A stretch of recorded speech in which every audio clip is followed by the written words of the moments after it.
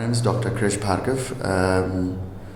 I was born and brought up in Bangalore, but I lived over 20 years in UK and started a few businesses there. And I moved to India during COVID, and it was probably not a well. I came here to spend time with my mother, because like every boys, we're all mama's boys, no matter where we are. So I'd lost that 20 years with my mother, and so I thought it was a perfect time. So my wife had come here for her sister's marriage, and I didn't take a permission. I just rented out my house, took a backpack, and I just left.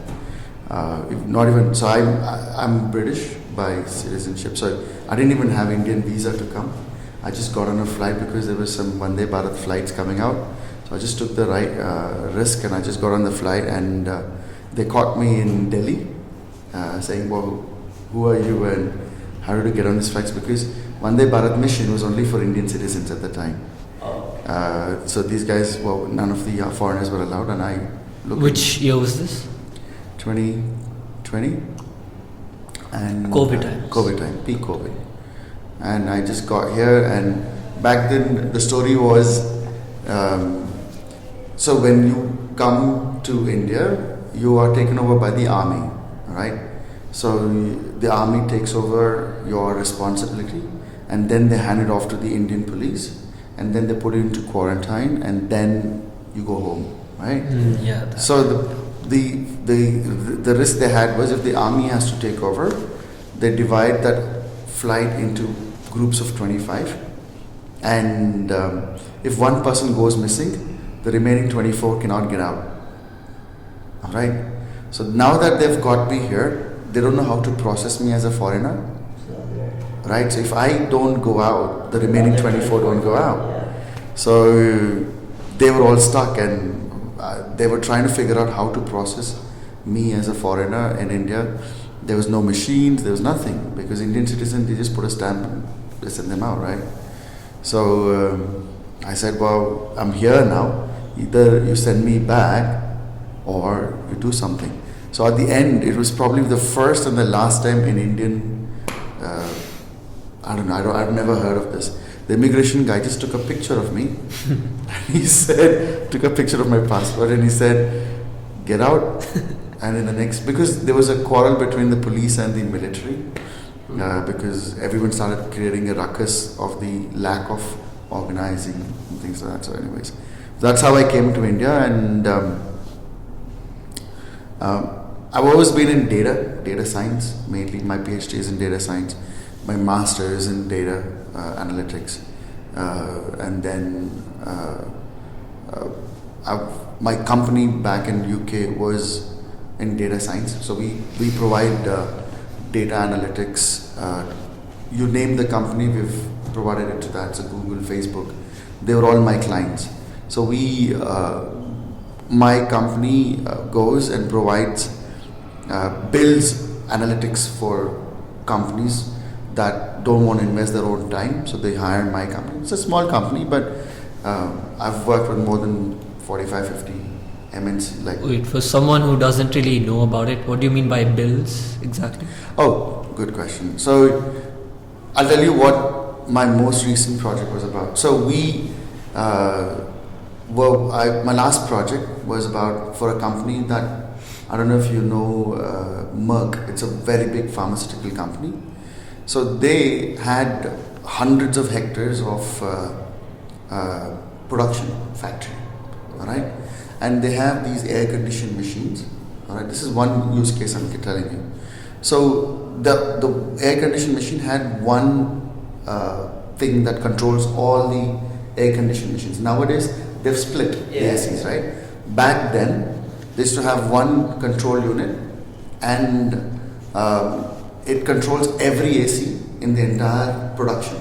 And they are into pharma production, which means they wear these suits, the alien suits or whatever. Yeah, they wear those suits.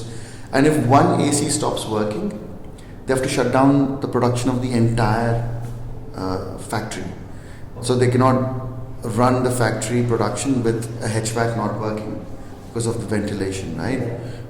So there is a concept called preventive and reactive maintenance. So what happens is, so when the AC breaks, you call your repair guy, and the repair guy comes and fixes it, right?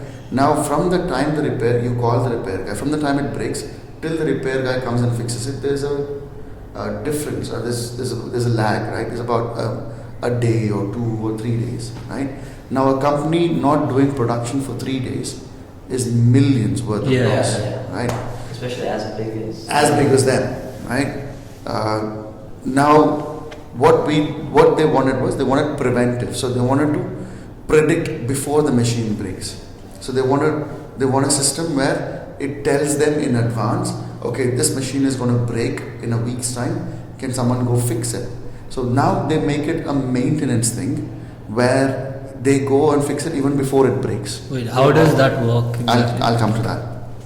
So this is called preventive maintenance, and a lot of big companies spend money on this so that it doesn't become reactive. And the second thing is, when you call a repair guy for repair, he charges you a lot more than his regular maintenance, right?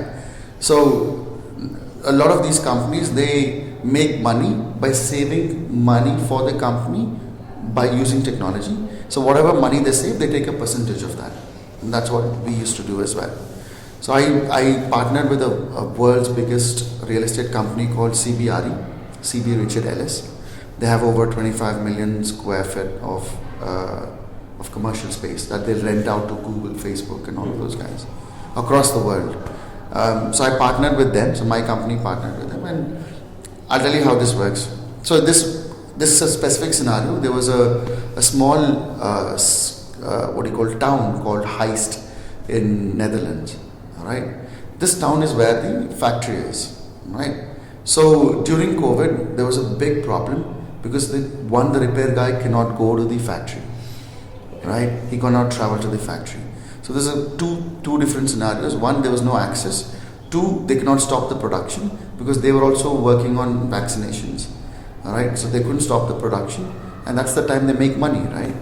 So what we did was they called us over, and I visited Heist, and I asked them, okay, what data do you have? So now for us to predict something, you need data. Right?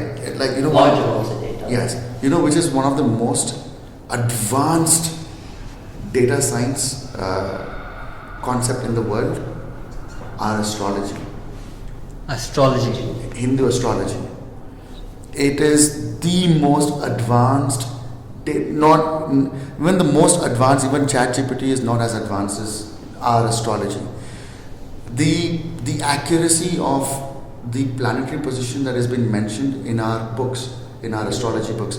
There's a book called, I don't know if you guys know, it's called Bruhat Parashara Hora Shastra. It was written about 3,000 years ago. All right, I'm not promoting astrology, I'm promoting science here. Okay. Right? You read that book, it's pure mathematics.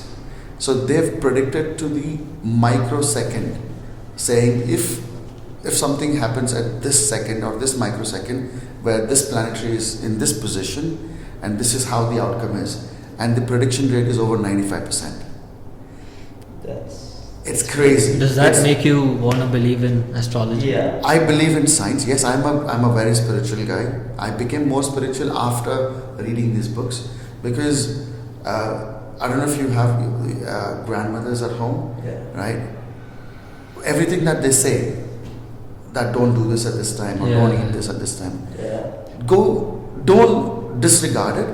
Try to understand the scientific reasoning behind it. Yeah, I mean, my grandmother, she comes up with like, you shouldn't eat at this time, you can't sleep at this time, like all of that. And I like to ask like why, like I want to understand why this, why that. Like don't follow it unless you understand it. That's my. True. Now for but her, she can't come up with the reason. No, she won't. She can't. I'll tell you why. Because for her, she didn't have the education and access to resource like you do. Right? If you ask her, can you go search on the internet? She won't be able to do it. But she's got first-hand transfer of knowledge from her parents. Right? So this is transfer of knowledge. Now it becomes your duty to get a scientific reasoning behind it, because you have access to information. All right? I'm not saying one or two things. Pick anything. I'll give you a good example. In our culture, mainly our Hinduism culture, we say you eat at sunrise and you stop eating at sunset. Yeah. Right? Yeah, Stop eating at sunset. All right, which is 6. Now the science calls it intermittent fasting. Right? So now they put a name to it, but we've been following that for thousands of years. Yeah. Thousands of years. And you pick anything, like they say don't cut your nails after 6. After sunset. Right? And I used to be like, what the hell, man? No, but back then, you got to understand, there was not bright lights like we do have right now, right? Now, a lot of people, when they bite the nails or they cut the nails, the small splinters flies up in the air, and this splinters can fall in your food. And there's no ways for you to pick it up or figure it out, because it's white, and your food would be mostly white because of the rice that they use. And now these splinters, even now when you use a nail cutter, there is splinters that's flying up in the air, but you don't see it. Right? Now but we do it in a very controlled environment. Yes. In the bathroom. Correct. So now the reason they say don't do it after dark is because when you have sunlight, you can probably look for it and pick it up. But in the dark, how are you going to do it? But now it's not applicable anymore. Well, again, there's a reason. There's a reasoning behind it. Now, no, not everything would be applicable because of the change in access to resources and technology that we have. But there's a proper reasoning behind what they say. And the reason I say data science, one of the most advanced data science, is because I've spent more than 20 years in this industry. And when I relate, a lot of Westerners cannot relate to this because they don't know the richness of our access to the technology.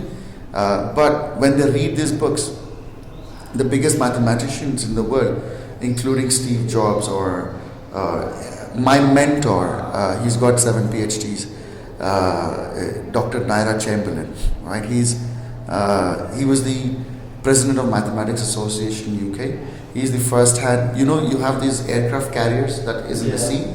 He's the guy who designed that for the UK. And he was working for me because I was heading a data division for one of the companies, and he was the chief data scientist.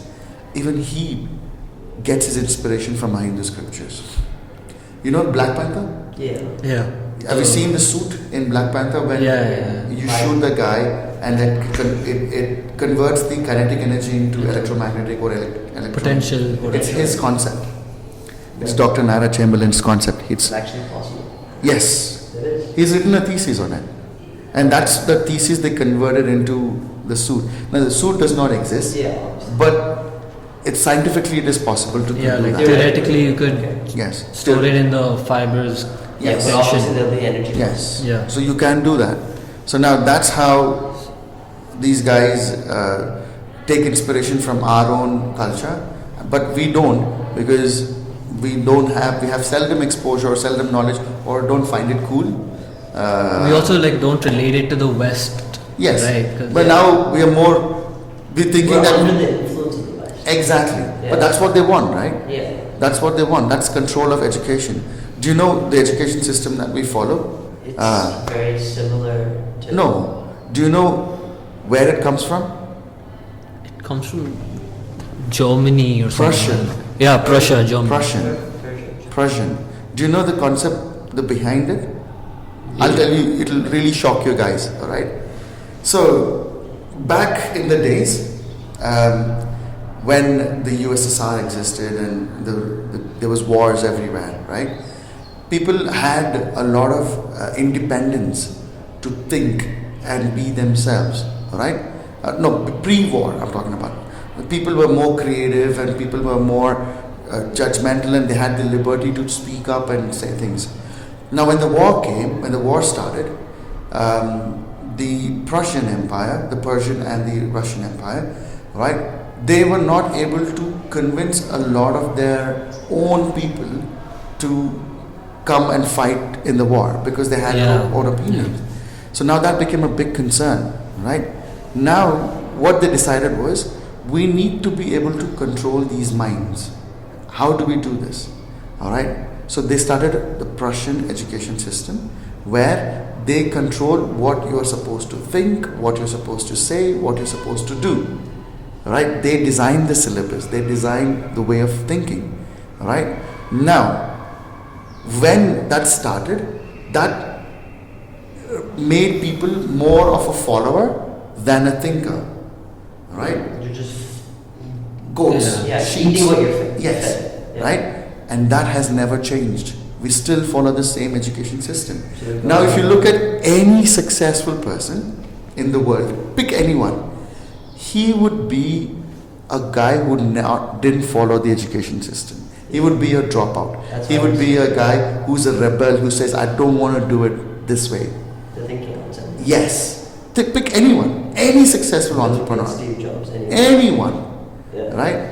He would be a guy who doesn't follow the education system, and that is why they become successful. The rest of them who follow the IITs of the world, the MITs of the world, they always, yes, nowadays they're getting funding, they're throwing money at them because they're organized and dedicated in delivering what they say they want to deliver, right? But they're not core thinkers, right? They have been tamed not to think. And now, when coming to IIT versus normal college, what is the syllabus difference? Nothing. Yeah, it's just the environment you're in. Exactly. So I, in my training, my edtech, I have IIT trainers, right? Now, I'm the worst. If you ask any of my students, I was the worst student they've ever witnessed in their life. Any of my teachers. But I, in turn, tell them, it's the teacher who defines the student, not the student who defines the teacher. Yeah. So if I am worse, then you're worse than me. Yeah. Right? The teacher is, a good teacher's responsibility is to make anyone capable and anyone, the teaching technique should root anyone. That's why they have the saying like, it's never the student's fault, it's always the teacher's fault. Yeah. And I always say this. I said I was the worst student until I found a good teacher. Alright? So if any teacher calls the student dumb or not useless and all of those things, which is quite common, I would say it's all pointing back at them because they're not able to tame the student. He's here to learn. He's here to give in and say, I'll do what you want me to say, want me to do. But the student also has to have that mindset. Yeah, If I mean, the student doesn't have that mindset of like, I want to learn, I want to like. No, I don't agree. All right, I don't agree. A student is the teacher's responsibility. Bringing up, now I'll come back to what I'm saying this. Bringing up the interest, bringing up the wisdom to learn and the motivation to learn is teacher's responsibility, not the students. I'll tell you why. You might be coming in from some good households, right? You have good exposure. You have people at home who make good money, good education, and good exposure and good reasons to motivate you, right? And good guidance because they've reached there. They know how to get you there, right? 80% of Indian youth, by the way, we have almost 600 million youth in India under the age of 35, which is equivalent to 2 Europes, 10 UKs, just the youth, all right? Just the youth I'm talking about. That's absurd, nah? 80% of this youth don't have exposure to knowledge, don't have exposure to what to do in life. They are graduates by paper. They don't know what to do, where to start, how to go. 75 to 85% of the youth don't get placed. We have a backlog of almost 1.5 to 2 crore graduates looking for jobs right now. This is published figures. Multiply that by 10 is what the actual numbers are. All right. That's the state of this country. Nobody knows. Now, whose responsibility if the parents don't know how to guide the kids? Teachers. It's the teacher. Okay. That is why they say Guru Brahma, Guru Vishnu, Guru Deva Maheshwara. Right? Teacher comes above God. Yeah. Right? Then whose responsibility is it to motivate? It's Mata Yes. So it's mom, dad, then your teacher, then. Correct. But again, let's say I go to school and I don't have the mindset of I sleep in class, I do this and that. Of course, the teacher can do whatever they can to motivate me to learn. But if he does, like, again, another saying, you can only bring the horse to the water. You can't make it drink. That's just a saying. That's why it's called a saying. I'll tell you why. Now, what's making you sleep? Disinterest. Yeah. Now, whose responsibility is it to create that interest? The teachers. Now, let's say you're watching a cricket match, right? Would you be more keen to watch an IPL or a test or a 5-day test match? IPL. Why? Because of excitement. Yeah. Now it's their responsibility to create that excitement. Correct? Yeah. Now if someone goes to IPL and starts playing like a test match, would you watch it? No. Simple. Right? That would be boring. Yes, exactly. Then whose responsibility is to create that excitement? Right? So I'll tell you, when I was learning, this was the exact same problem that I had. I used to always be that guy who's always outside the class. Right? Always kicked out. Always said, you're the worst. Got beaten by, you name it. You can't even think, knives, belts, buckles. You name it, I've got beaten by that. I don't know how many cue sticks my dad has broken on me. Right? I can't even remember. Because he thinks it was my fault. Because the teacher told him it is my fault. When it's actually the teacher's fault. It's the teacher's fault. Right? And when the minute I found a good teacher, I got masters from the best universities in the world, the top 5 universities. I got masters from there. I did my PhD from one of the best universities in the world. Not because I wanted to, because my teacher told me this is how your path is. Right? This is how you need to learn. And the way I learned is how I teach. Right? If you want to learn Python, you should not be saying A for apple, B for ball. This is how the thing is. You got to relate to your real world scenarios. You got to be related. You got to be relating this to girlfriend, boyfriend stories, right? Yeah. Could you father, mother elaborate story. on that? Yeah, my entire Python course is about 1,000 stories, and I make up some stories. I make up some stories. So what creates the interest? Exactly. I say, like for example, there's data structures in Python. I say, I've got a son, bloody cheap ass bugger. He has 4 girlfriends, and if the people really think that he has 4 girlfriends. And then I said his first girlfriend's name is list, the second girlfriend's name is tuple, and the third girlfriend's name is dictionary.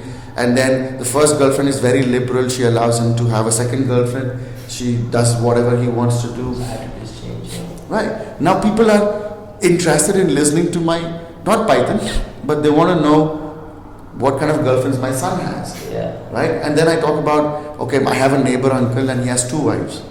And people think he has 2 wives. Now that's created curiosity because it's like, 2 wives. Now I'm talking about range, but they don't know I'm talking about range. Yeah. Right? So it's the teacher who creates that environment of interest by relating. So it has to be something that is relatable for each and every person. But I guess you can say a good student would make the teacher's job much easier, right? Like there's nothing called a good or a bad student. Okay. I mean, I guess it's just a teacher has to just mesh with the student. Yeah, but so then some students are different wavelengths. Like some will take like a year to understand. No, so my company, we focus only on the broken students that you guys are talking about, right? People who couldn't be mended, right? Which is 85% of the population. Right, 85% of the youth.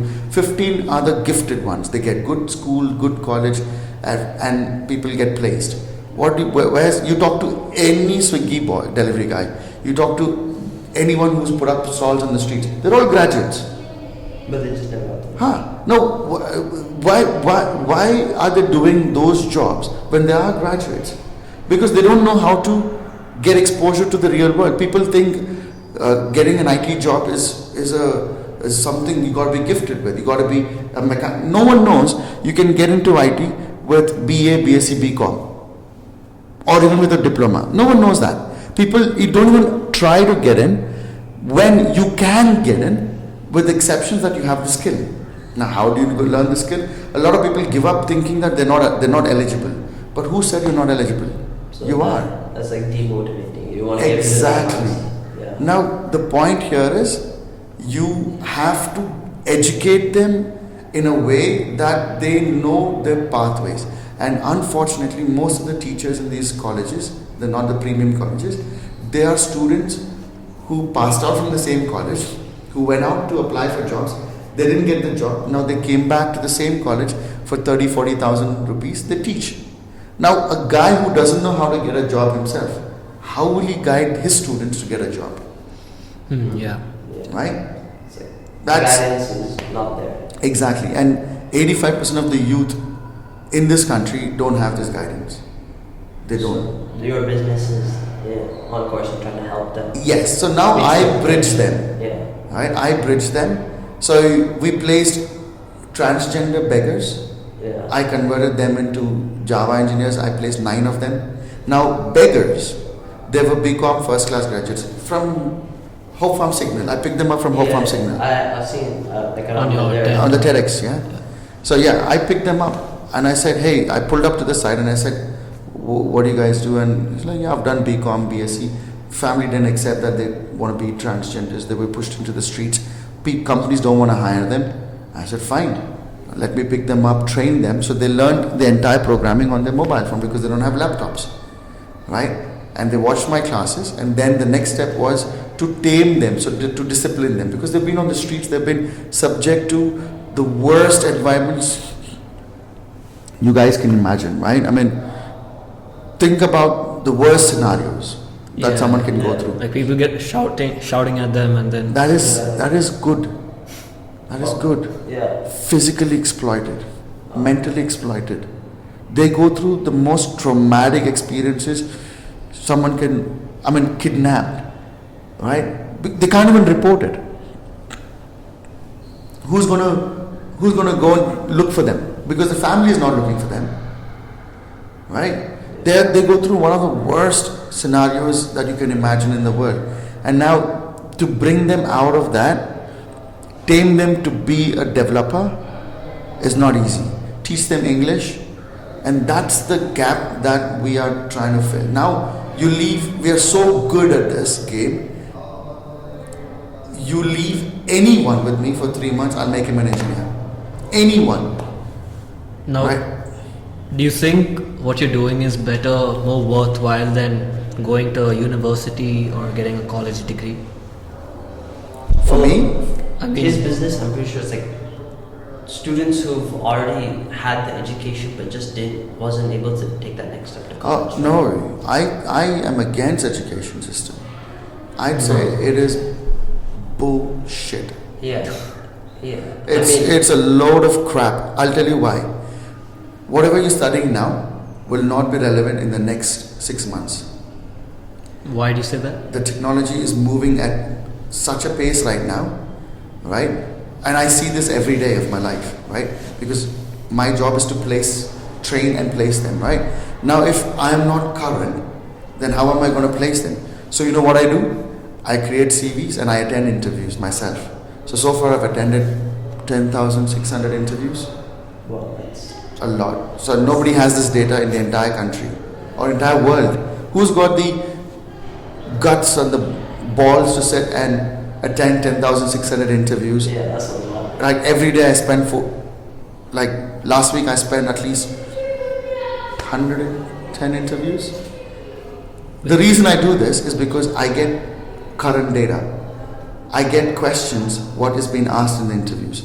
I convert that into syllabus using AI, and that's the syllabus I deliver.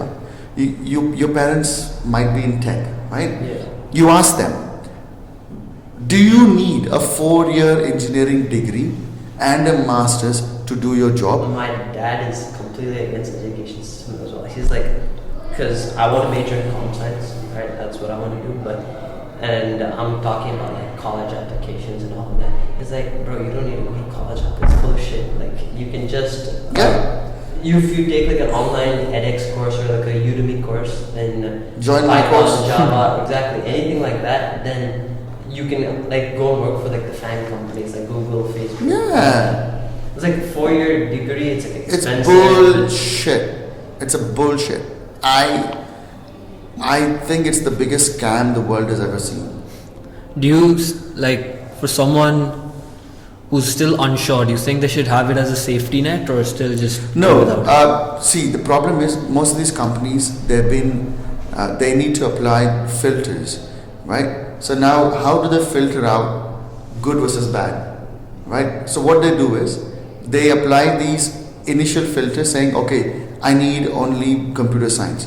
So that way, 50% of the youth, even though they could have been better than the computer science graduate, they don't give them an opportunity, which is what I'm against. I was like, you need a guy who can come and code, right? Does it fucking matter if if he's a mechanical or a civil or an architect? You need someone who can code. Yeah. What if this guy's been coding for 10 years while he was studying, right? And now you're not even giving him an opportunity to attend interviews. I mean, I think like now the tech companies like Google, like I'm just talking about these big tech companies, they're moving in the right direction now, because if you go for interviews, they don't really ask what college did you go to. Like it doesn't, like obviously they're gonna go to Stanford, Harvard, all those, like do on-campus interviews. But if you go and like sit down for an interview, they don't really care nowadays, like whether you went to college or not. As long as you can do the damn coding that they like need you to do, then I think we're not there yet. Yeah, Yes, but Yeah, because like Tesla initially and SpaceX initially started like hiring people without degrees, and then Elon Musk started it, right? Like he Yes. said, like, oh, my university degree didn't help at all, and No, everybody knows that. Yeah. all the Everybody knows that. But no. You know why? Because I'll tell you why. Most of the education systems are owned by politicians. Right? It's influential. No. They don't want to they don't want to lose their business. Because India, God, food, sex, and education is the biggest business. 4 areas. And Makan. Nowadays real estate, right? Yeah. These 5 areas, people make shitloads of money. God, which is temples, fear, Gurujis, yeah? Number 1 business. Number 2 is food. We Yeah, are foodies, obvious, yeah. right? We eat Everyone eats food. food, right? Big industry. Big industry. 3 is sex, right? Horny fuckers, Yeah. right? It's the food that makes them horny. Right? So 3 is sex. It's a Yeah. huge industry, all right? But okay, yeah, I'll get to that. They say it is restricted, but it's not. Bullshit. All right? There's a huge underground industry that runs on this. Shilpa Shetty's husband, what Raj about Kundra, he got caught, and for child sex racket and things like that. And you remember any interview, he wears a mask and he gets out. I don't know if you've seen. You watch Raj Kundra, all right? He was running a huge racket, and you know, the world's biggest porn sites are run from India. You know that? Oh, can you repeat that? from? The world's Wasn't there a statistic? It was biggest like- porn sites Oh, porn. are run by Indians from India. Okay, That's wait. I don't know why I know this, but there was this statistic, but it was like number 1 is US, and then number 2 was I think Netherlands, and For then what? like on 3rd or 4th it was India. Oh, But like, yeah. No, consumers we're number 1. Sorry, man. I mean, that's also because of population. Yeah, consumers we're number 1. But if I don't know if I can take the name of these websites, but the whatever people say are the biggest websites in the world, they're run by from India. You look at the company registration; it is registered in Gujarat, in a small town. All right, I'm not kidding, man.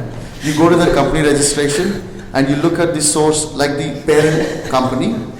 It is run from Gujarat in a small town, in a small house.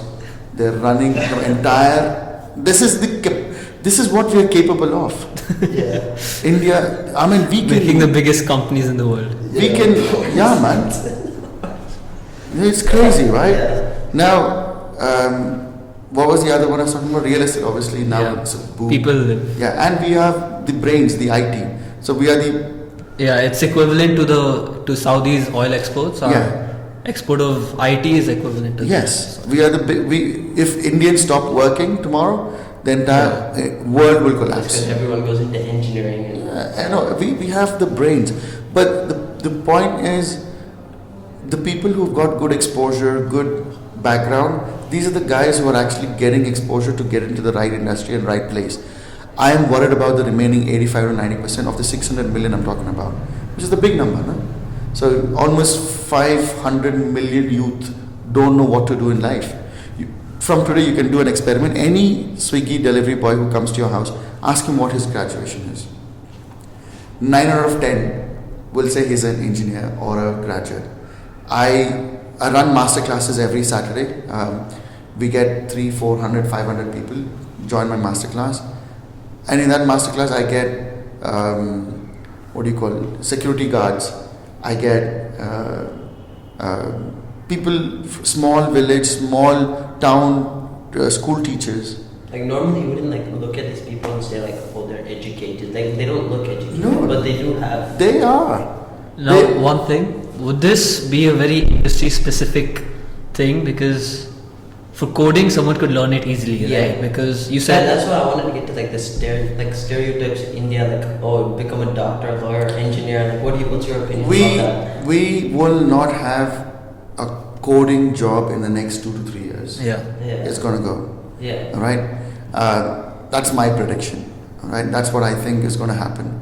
I think there would be other jobs that will be created, but I don't know what those jobs are going to be. So how will that affect your business, right? Because you teach them coding. No, I think my business. That is why I evolve every single day.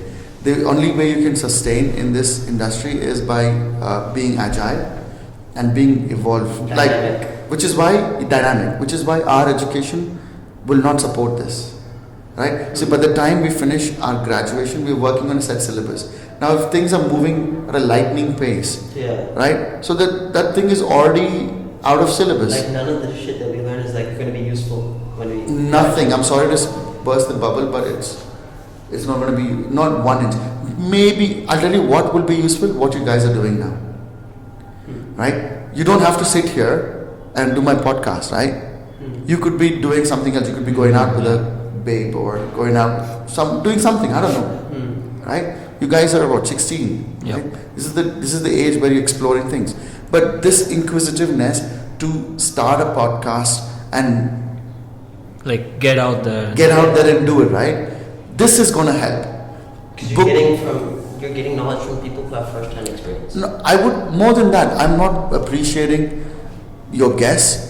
I'm appreciating your inquisitiveness to do this. Now, if you want to do this, go through all this trouble that you did today, right? Tomorrow, you would go through another set of trouble. You don't mind going through another set of trouble to do something more productive. So you will always adapt. You guys.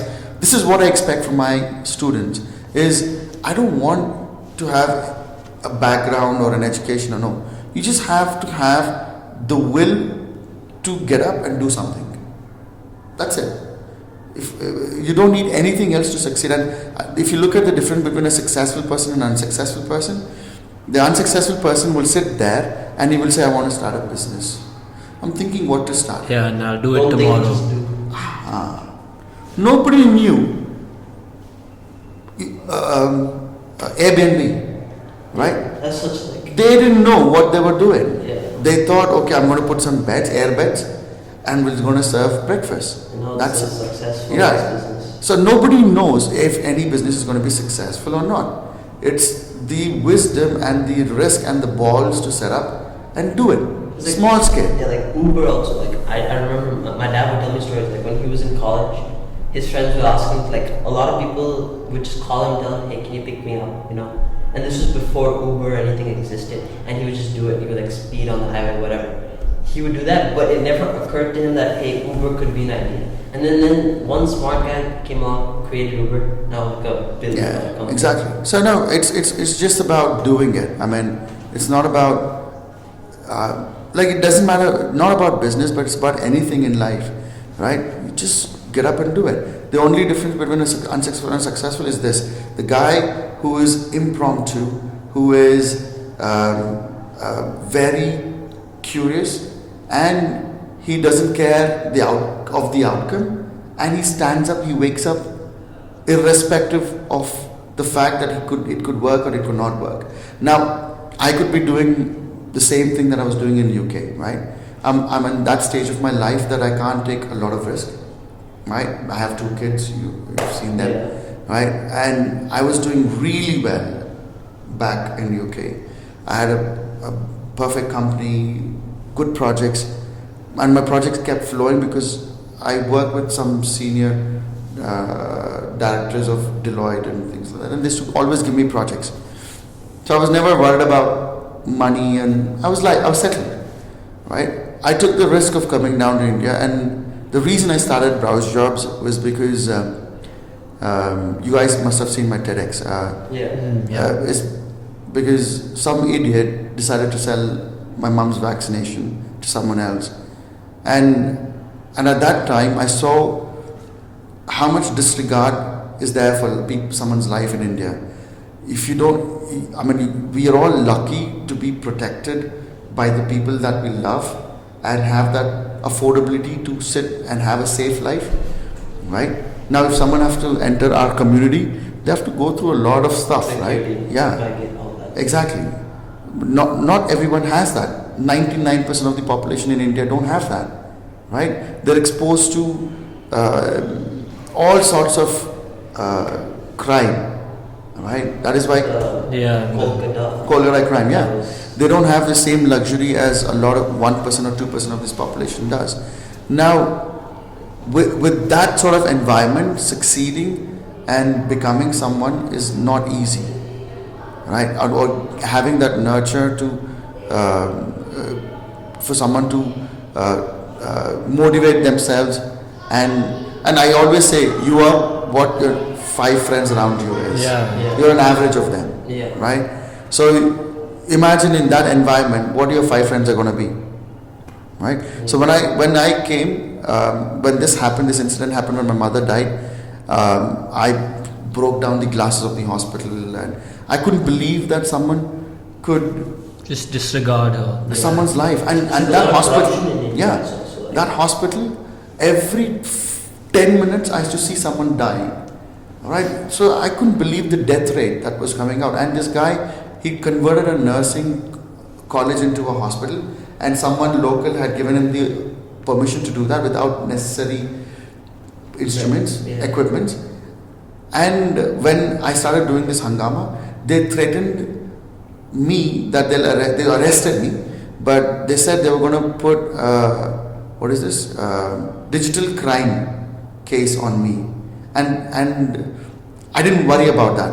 So they took me to the station. I said, "Fuck you, man. Do whatever you want to do. I'm going to go to the end." You know what these guys did? The police, the local police, and the local politician, and the hospital owner, they said they were not going to release my mother's body. That's terrible. Yes, and that's when I gave in. That's when my dad and my wife, they said, just what, you can't do much about this now, right? Because they're all together now, right? So there's not much you can do. Just apologize. So I wanted to take an action. I wanted to lodge a complaint, and they were worried about the complaint because I had evidence to prove that they had scammed the entire thing. And while police arrested me, one of the constables took that and destroyed the evidence. Just like a lot of corruption. Yeah. Now imagine someone who's from UK, someone whose family had some political background, someone who's educated, someone who has the money can go through this. And then someone who's like on the streets. Think about what's happening to them, man. Yeah. Right? It's like much worse. It was a direct threat. And that's when I decided, you know what? If these kids have money in their pocket, right? If they have money in the pocket, now they're not going to accustomed to corruption. Yeah. Right? So how do I put money in their pocket? And I said the only skill I have is the knowledge I've gained. Now I'm going to pick anyone and everyone, and I'm going to make them an engineer, because there's no other profession in the world that pays as well as a software engineer. So not even doctors. Going back to like that lawyer, doctor, engineer thing. Alright, let's say, for an example, if your son wanted to become an artist or something like that, a musician, would you like support that? 100%. Alright, That's the skill of the future. Okay. Right. That's the skill of the future. Your engineers would be obsolete, they'll be gone. They'll be doing something else, something like prompt engineering. The pay would be more distributed, right now there's a massive difference in scale of pay. It'll be more distributed, it'll be more democratic, and most of them would be doing the same work, all right, which will be helping AI to build something, rather build AI. Yeah, them building an AI is helping them. I think there'll be the next 3 to 4 years. We were thinking it's going to be 2035. I think it's going to be in the next 20. It's happening very fast. Yeah, it's. I don't think I disagree with 3 to 4 years. I think it's a little bit of a longer timeline. I think I would say 8 to 9 years. I would say 2029. 2029. Yeah, I mean, even Musk is like very skeptical about like what's going on. Everyone's with AI. now. You know what the problem was? They got competitive. These companies, and they build something that they're not able to control. Yeah, and the amount of investment that's going in is like insane. They're building AGI now, OpenAI and Microsoft. And they are investing 100 billion into it. Yeah, right now, AGI. They're going to succeed. Yeah, exactly. So can you imagine Nokia phones? You know, the small Nokia phones. So that's where we are right now. AGI is going to be your iPhone, which is going to be out next year. Do you think that AI is like for the betterment of the human society? 100%. If used properly, if used right. But there needs to be so many barriers, because like if there's no restrictions on AI, then anyone can like figure out how to make like weapons or anything. And you think they're not doing it? I think they are. They already have. They already have, but there will always be loopholes, and you have to always patch it. It's always better to prevent than to fix. You know, the tech that we see is usually 5 years or 10 years older. Yep. What you're seeing right now has been existing for some time. It's just that not been accessible to public, right? So same thing. Internet was there for years. Was used by CIA to exchange information. And probably after 10-15 years is when it became accessible to public. To the governments, like. So you think these things don't exist? They've been existing for long. It's just that we don't have access to it. Now, I just watched a podcast of the ISRO chief, right? Okay.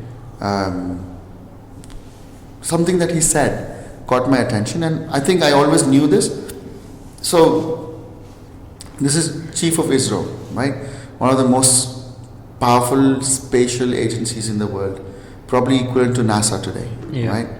Our funding is much less. Yes, that's why I call it equivalent to NASA. Yeah. If they get the same funding as NASA, we'll be 10 times better than them. Now, he said something. He said, it's nonsensical to think aliens don't exist. I mean, right? It has to exist. It's nonsensical to think aliens don't exist, and it's more nonsensical to think that aliens don't exist on Earth right now. All right, and that could be a stretch. No, I'll tell you why. I have a very good reasoning, and something that was mentioned by him, and I totally agree with it. Okay, now, when did we see these smartphones? 2000. Like 7, 8, Yeah. which is when we saw the smartphones, right? So it's been what, 16, 17 years? Let's say 20 years, all right? 20 years is since we've seen this, right? How far do human being civilization go back? I mean, we thousands. we have it like Egyptian civilization was 5,000, but then India, again, we artifacts they found, Yeah. artifacts which was 32,000 years. Well, we actually haven't been here that long. If you were to take the lifespan of I watched a video about this.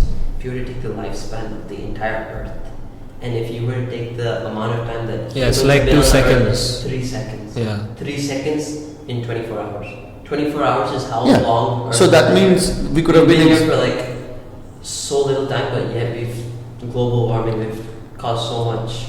No, but what I mean to say is, I would say, okay, worst case scenario, our culture, our Indian artifacts and things that we found is at least 10,000 years old. And even in Turkey, I forgot the technical term for it. They found things dating back to 13,000 years. Exactly. And then we have. Let's take an average of 10,000. Right. Now, something that humans couldn't do for 10,000 years, we did that in 20 years.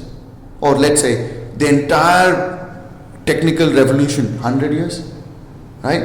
So something that we couldn't do for 10,000 years, how could we do that in 100 years? We had the resources. What resource? I mean, the resources were still there. Always there. They were all The there. resource was on Earth, right? Whatever we found, We have technological advancements. In that was in the last harvesting- 100 years. Harvesting said resources and No, but whatever technical advancements that you have, mics or phones or whatever, it's all developed in the last 100 years, right? So how is that possible that suddenly 10,000 years we didn't do anything, and in the last 100 years we have an enigmatic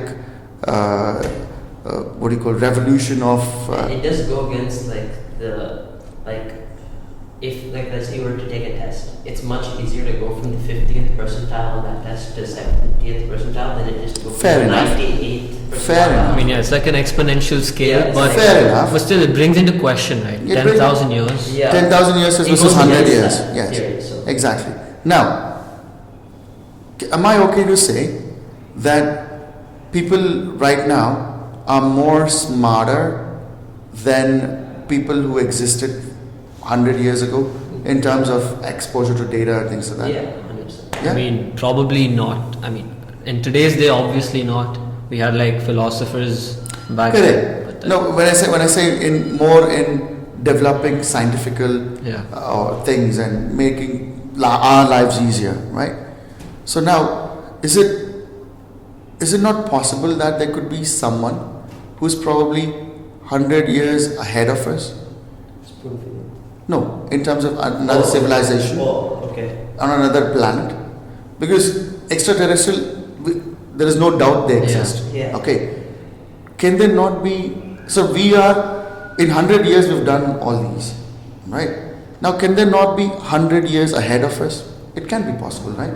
1,000 years ahead. Yeah.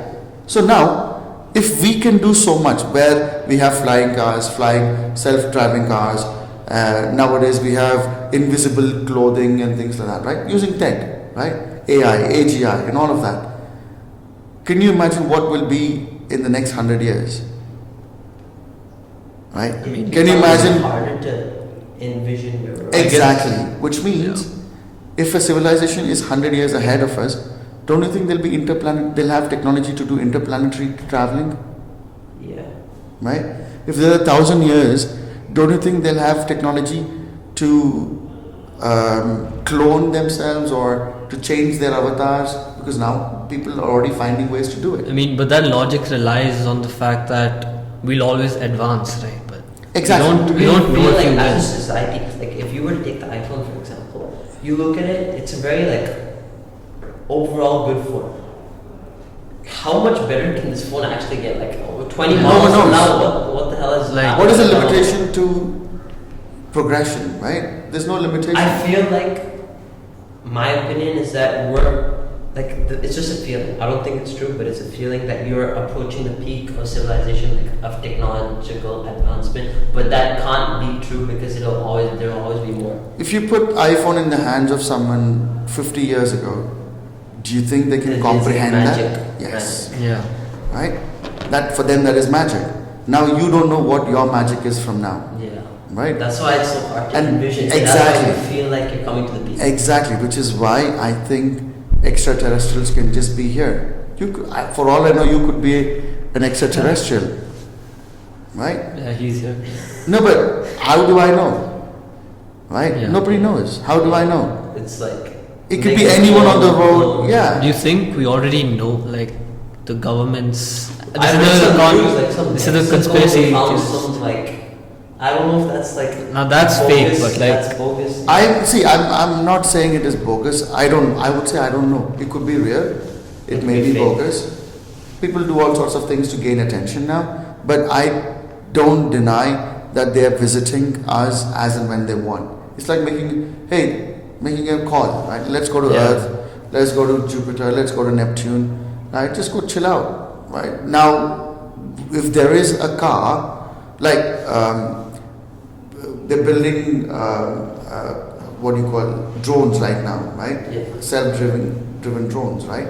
Now, so this 20, 30 years ago was non-existent and people couldn't imagine, right? Now, 20 years from now, what if there's a vehicle that can take you to planets, right? Yeah. Now, Virgin is doing it, right? Now, Virgin is charging $100,000 per ticket for your ticket to moon or something like that, right? Yeah. Into space. Yeah. Into space travel, right? Now, if they come up with some advanced tech where, let's say, Musk says, hey, I can reach you to Mars in 30 days or 15 days, That would right? be- And you charge, the ticket is, let's say, $500,000, right? Now, people who can afford it, which is most of them, Yeah. do you think they're going to take it or not? I mean, they will. Of course. Now, for Mars, are we aliens? Yeah. Yeah, there you go. So you said there could be someone who's more advanced than us, at least by 100 years, or 50 years, or 1,000 years. Correct? But we have evidence like that they're not in our vicinity. Evidence. Within like another 100,000 Okay. years, they're not Now, here. let's say this: evidence can be only ascertained based on the technology that we Yeah. have. Exactly, like dark matter, which we speculate about. We don't have like pure tactile proof of it, Yeah. but we So if know I- it's there. Exactly. If I have a camera, I can only talk about evidence that is captured in that camera. What if I can hide from the camera? Yeah. Like Now, how are you going to prove that? Hide from the sensors. Yeah, how can? Yeah, exactly. Because our technology is 1,000 years old compared to theirs. But to me, that's the truth, because that was the evidence that I was provided. The objective truth might be like different. Maybe they do exist within 100,000 Well, light years, but logically, you have to accept they exist. yeah, I accept it. But if the government comes out and puts a statement that hey, they don't exist within 100,000 light years of us, like radius, then I can't. I mean, I can think otherwise, but most likely. I Now, would do you believe think that. government speaks the truth? yeah, that's what I initially asked. Do Very you think good. they already know? Do you think they know already and they're just hiding it? Or? Nobody speaks the truth. In fact, more The truth government. is morphed for the public. I think it's not only with this concept. I think it's with everything. Do you think it's with good intent or bad intent? I think it's with the intent of to be able to control people. I'll give you a good example. I was invited to Bhubaneswar for a meeting with a very senior minister. All right, very senior, and they invited me to have a meeting with one of the owners of the universities there, one of the biggest universities in India. Right, they're on like a, I don't know, 500-acre campus, so huge, right? So we were sitting in a room like this, and this minister is a central minister, central education minister at the time. And I'm sitting there and I'm trying to tell this guy saying, hey, your university is not doing great in terms of placements. They're only on 4 or 5%. Let me take over and I'll increase it to 15-20% in about a year's time, because I know how it can be done. And all of them started laughing. And I thought, maybe they're laughing because they don't believe me. I said, no, I have evidence to prove that I can do it, and blah, blah, blah, blah, blah. And he says one thing. This is what shocked the shit out of me, right? He says, Krish, do you think I don't know how to do that? You think I don't know how to place my students? And he says, if these guys get placed and if they start making money, who's going to vote for me? Shocking. Yeah. Now, your vote, his vote is worth 500 rupees, right, during elections, right? Now, if the guy is making 1 lakh, do you think he's going to accept that 500? No. So his interest is to keep the maximum number of youth unemployed. So they listen to him during So elections. that 500 They- rupees is so much more valuable. Yes, Yeah. they do the campaigning for them. They run around for him. They do all of that dramas. If these guys are making 1 lakh, 2 lakhs per month, do you think he's going to go do his campaign? So his interest is to keep them unemployed. Now, this is the central, a very senior central politician who's told this. Now, think about this. If that guy's interest is that, and he's open about it, right? And he tells me, I'll give you another offer. मेरे college के अंदर नहीं, मेरे college के बाहर तो दुकान लगा, ठीक है? जिस चीज़ को काम नहीं मिलेगा मैं तेरे दुकान में बेचूंगा, उसमें 40% मेरा. He said, create a second economy. I will charge him for graduation, you charge him for work. Alright? You make him work eligible, and out of that 40% is mine. And this is the state of our system. Wow. Yeah, it is shocking, right? It's Shocking. And that's, think about me, someone who comes from a very westernized mindset, lived abroad, where everything looks smooth, everything looks democratic, everything looks free education, free medicine, everything is free for you. So there's no corruption, right? And then you come here, first they kill your mother, and then they're telling, I don't want students to get placed. And then someone who's trying to do noble, they say, I get death threats. I say, no, you can't do this. Who are you to do this? I make training so cheap that I'm trying to kill these small players who are running a massive scam by deceiving them, saying they'll get you a job and you get to do this, right? So I'm trying to fight against these guys, and then one of the biggest ministers who I was going to look up to, and that is why we organized this meeting, and he comes and tells me, ha ha ha ha. Does this also want to make you like give up, quit, and stop doing no. it? When there will always be when you know that there will always be individuals in like much more powerful positions, doesn't it make you think like, what the hell can I do? See, that's the best part. That's where AI comes in. You can control me. You cannot control AI. So we're coming up with something very soon, which is going to destroy the entire education system. I'm going to make education so cheap that any Kamwali or anyone will have the same level of education that a Harvard guy would have. Well, and that's where you use AI, right? That's how that's the good of AI. Well, I don't think that the education that, for example, Harvard and then some low-level college in the US, the content is basically the same, but just the distribution and like the teachers, the quality of all of that is what I think elevates Harvard. Did you just answer your own question then? Did you just answer your own question then? So there you go. That's where the teachers are. If you talk to an IITian or any Harvard, I went to Oxford, right? You know what is the difference between Oxford and any other random college? Bullshit. They focus on doing it hands-on. They say, bro, solve this problem for me. I don't want you to get marks. My percentage and all was 50, 40, 30. Marks doesn't matter to any Oxford guy or a Harvard guy or an IITian. What they go there for, spending so much money, is to understand how to solve problems.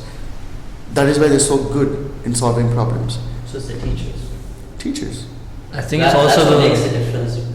Thank you very much. It took me about half an hour to convince him. No, that's the fact. Yeah. The only difference between any supreme college or premier college and a non-premier college is premier college focuses on problems and how to solve them, guide them how to solve them, and non-premier colleges are focused on how to create problems. They say, this is your syllabus, you study this, you will pass out, you'll get a certificate, you'll get a job. That's a problem. Right? Now these guys, how are we going to solve the job problem? How are we going to solve the environment problem? That's what these guys are working on. They're given problems and they say, can you fix it? Can you tell me how you're going to fix it? And their 90% of the work is gone on, or effort is going in thinking. When they're eating, they're thinking about that is non-existent. Right? They're thinking about things that does not exist today. So that's what makes the difference. Yes. Make them think, make your students think about that does not exist today. Right? It's not about making them think about what existed 500 years ago, our history, our geography. Where the fuck are we going to use all that, man? Yeah. Yes, you can learn capitals in 5 minutes. There are apps to teach you that. Yeah. You can talk. You can learn about history and war in one podcast or one episode of some documentary. Right? You're never going to use that anywhere in your life. Quadratic equations. Where the fuck am I using that, man? Yeah. Right? Some people who are getting into statistical, right? I mean, so whatever work your parents are doing right now, I'm not. I'm a CA qualified. I've done my ACCA, right? Whatever work your parents are doing right now, or what I'm doing right now, in terms of engineers or those developers and things like that, anything can be learned with a dedicated education of 1 year. You'll get to the same level with good education, good person. You get to the same level as what they are in 1 year. And why the fuck did we do through 12 years of schooling, then graduation, then masters, then some people like idiots like me go to PhDs? It's eating away your life, like so many years of your life. No, you know what's the reason behind it? Build debt. Oh. They want you to get into debts even before you start earning. Yeah, because it forces you to not Student take loans. any risk. Yeah. And like, Student loans, all that. Yes, they're getting into debt, and it's a big business. Education is huge. Now they're not going to give up on the 1,000, 2,000, 5,000, 10,000 crore business, right? To make you eligible and get a job straight away, right? That's huge. Now they want to make money off you, of your kids, of their kids, right? It's so crazy. now how do you change that? I'll make it more accessible. So what do? My app would teach. So from the time you come into my app till you get a job, right? Maximum you pay is 500 rupees. Right. And you get the same knowledge. Better. Better knowledge. Better. Yeah, because it's more like in It's tune like- for you. Yeah. And it's going to It's become like real time. Like the girlfriend boyfriend stories. exactly. Now a lot of my students, they don't know how to create CVs. My app is going to do it for free, and these are ATS CVs that will pass any ATS system, and that has been researched out of these 10,000, 20,000 interviews that I've got. It's a perfect CV that you can ever get in the entire world. My app is going to do it for free. The goal of your app is to basically screw over the education system. In In a good way. In a good way, yes. Yeah. No, my goal of my app is to make everyone feel like they've had education. Like Equal. My Kamwali, she should be able to write programs. Why? They have the same eyes, same ears, same height. Yeah. Just because they were born in a poor family, it's not their fault, right? Yeah. How is that how No, is that their fault? That makes me think, like in the future, say everyone does get the education properly, won't that make it too saturated and The competition Yeah. will be like insane. No, fuck them, man. Why pay 100k to some one idiot? Split that 100k into 20k each, 5 people. no, but then then you have like a you were saying, discrepancy. like education, if everyone gets the same education, No. competition will increase and Absolutely. only the top will rise above. Absolutely, no. Don't you think more engineers? Okay, I'll give you a good example. Did we know Sundar Pichai would become the CEO of Google 10 years ago? He did IIT metallurgy. So be it, Yeah. right? Whatever his education is. Did anyone think that he would be the CEO of one of the most powerful companies in the world? No. No. He comes from a very small, moderate family. Lucky he got into IIT. Lucky he got a scholarship to get into a premium university in the US, right? And he was already skilled to become Yeah. the CEO.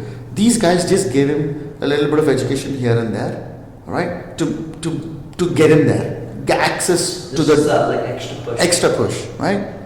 Now, don't you think we can have 1 million Sundar Pichais in our houses right now, Yeah. but we don't even know because they're not getting that extra push?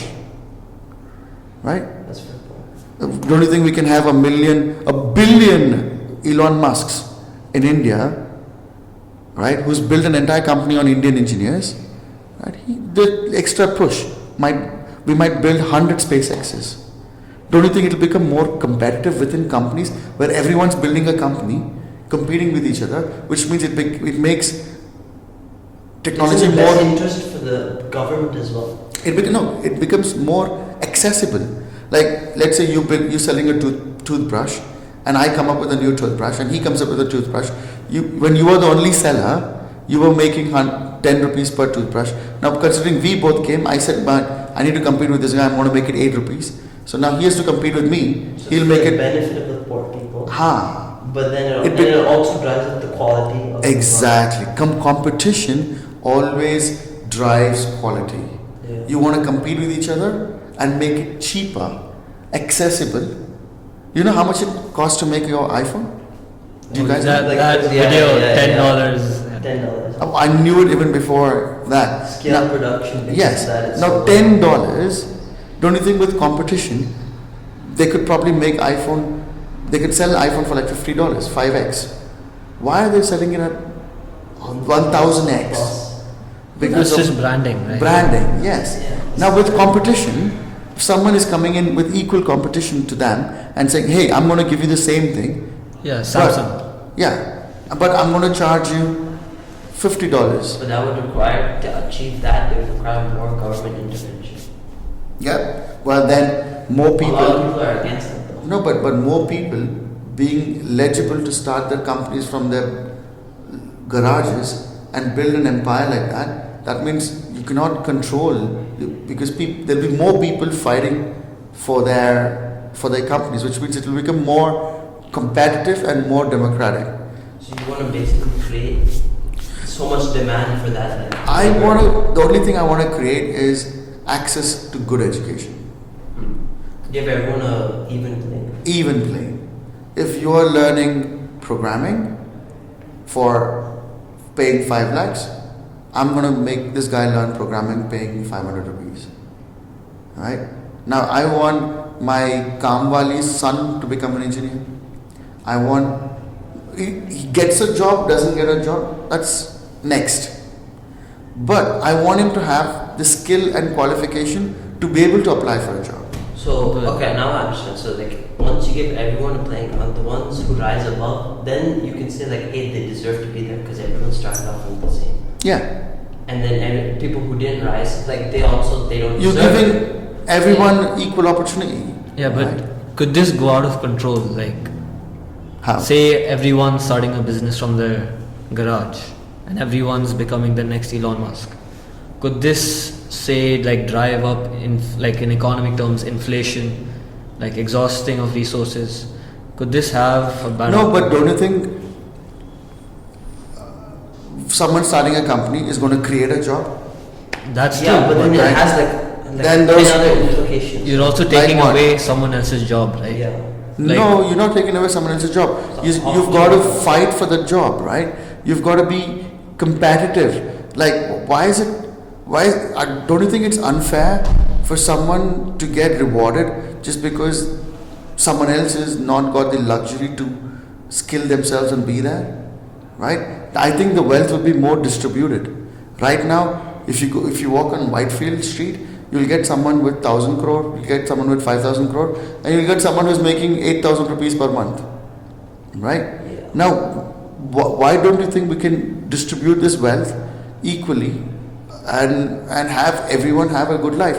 Now, someone who, your Kamwali or whatever, they make 25,000-30,000 now in working at someone's house.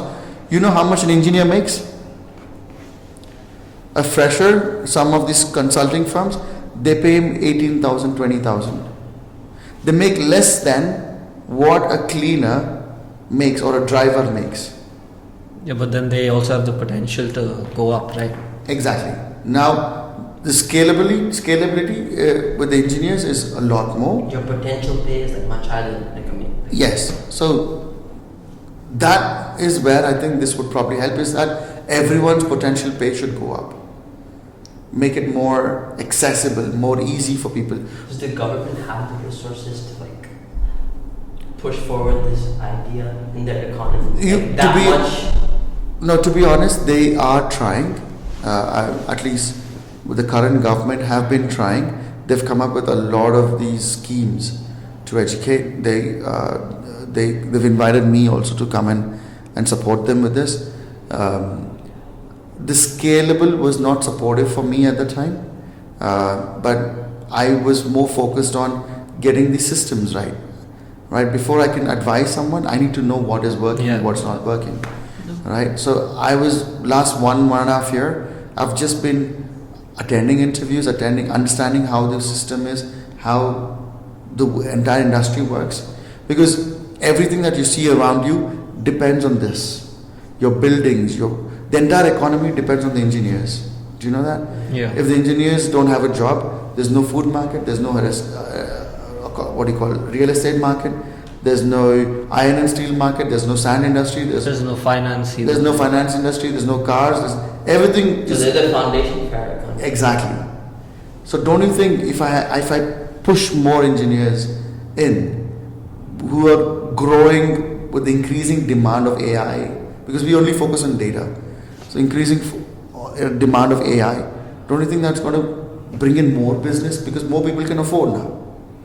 Now again, bringing back AI, like if AI can just do what everyone else is doing, what's the point of upskilling AI on the same engineer? even ground as everyone else, and now AI is just going to outperform. I really don't know what the future for this is. Nobody knows. Not even Elon Musk knows. Maybe they don't. Maybe they know. They don't know. I don't know. If you ask me, will we have jobs in the next 3-4 years? I don't know. Because nobody knows the capabilities of. Because there's so much uncertainty. Do you think the government should like ban AI or like they can't. They tried. They tried. They tried. Yes. They tried. They can't.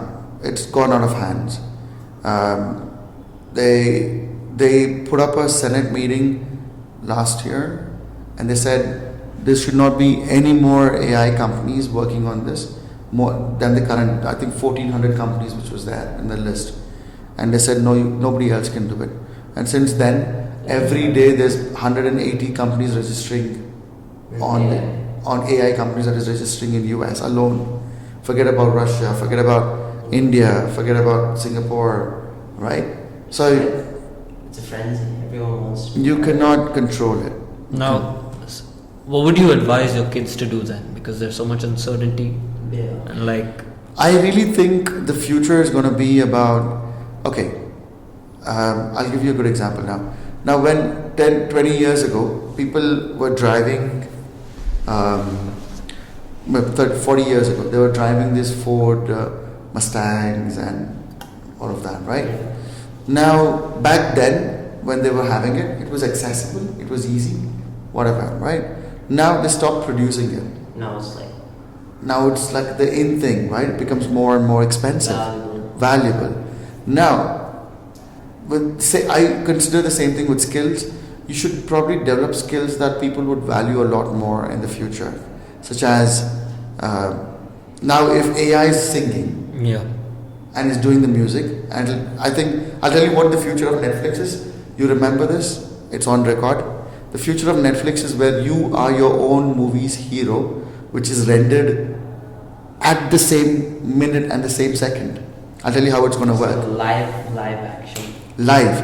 So I'll tell you what it's going to work. You like the video game, you select the avatars, you put your picture, all right? You select the genre, you select the music. Just create a movie. Type, and you select what kind of actors you need and what kind of action. You just click buttons and render. It's going to create a new movie, a custom movie just made for you, with you as an actor. And and whoever you choose as an actress. That is the future of movies. And now all these actors, are you going to say, are these actors going to run out of jobs? Yes, the junior guys are going to disappear. The popular ones are going to, what do you call this? They're going to leverage their face, their tone, the voice for these. They'll outsource themselves. Like avatars. They're basically going to outsource themselves. The digital avatar. Yeah, it's already happening, right? It's already happening, yes. In video AI guy, he was talking about it on another podcast. He was saying they're coming out with a new feature in like a couple of months. You record yourself, and then it'll just create a bunch of videos. I'm already doing it, man. You're already doing it. I'm already doing it. It's already here. I'm already doing it. Not Yeah. just in All video. this in the future. Like my dad, he says this to me a lot. The only skill that I want you to come away with, and like the most important skill would be the skill of adaptation, like being able to adapt to your environment. Because with the future that has such a big question mark, you don't know. The most important skill would be being able to adapt very quickly to the changes that happen. I'll tell you what. I think the biggest skill I would probably want to have my kids to have, is for them to fail as many times as possible and come back from it. Right? The only reason I think I'm considerably successful enough success is very subjective, but to do what I did in the last 1.5 years was quite hard in such an environment with no knowledge of the ground, right? Everyone's trying to backstab you here. One of the skills, the only skill that supported me during this was Like grit. that grit. Yeah. Because I fell too many times in my life. It's almost like you have to fail to succeed. Yes. If you don't fail and you succeed, it's not worth success. it. It's not even worth it. It's not success. It's not going to last. You need to fail at least 100 times. Like fail. So you know how to adapt. That's what your dad is saying. How to adapt to place times when. So when I went to UK for the first time, right? I went in winter, Feb, peak winter. Some idiot told me wear leather jacket and whatever, right? Not woolen jacket. And I took only leather jackets from here. And I don't have money. My dad didn't pay me money I earned my own money and I went. So when I went there, I didn't have money to buy or pay rent or whatever. So I was traveling, I didn't have a work, so I needed work as soon as possible. So I was going to an interview in the train, and then I met a guy who was sitting next to me. He was from Mumbai, and he said, we just started talking, and then he said, where are you going? I said, I'm going for an interview. And he said, hey, I'm hiring for a call center, why don't you come? I said, yeah, done, deal. I joined the call center. This was some cheap ass call center, which was doing some underground work or whatever, right? We didn't know, we were selling loans, right? This call center would shut down at 4 a.m. in the morning, and the train stations open up at 6 a.m. in the morning, right? From 4 a.m. to 6 a.m. you have to be in that cold, right? I don't have jackets. I'm wearing this bloody stylish leather jacket that some idiot told me to take. I trusted it. You know what I used to do? I used to, even till date, there's a place called Wembley in London. Oh Yeah, Wembley Park, right? Yeah. So just opposite that Wembley Park Stadium, right, is the station, right? Just in front of the station, there used to be a phone booth. You know, these red phone booths that they have, right? Even now, people might remember this. 4 a.m. to 6 a.m., I used to go inside that booth and jump. What?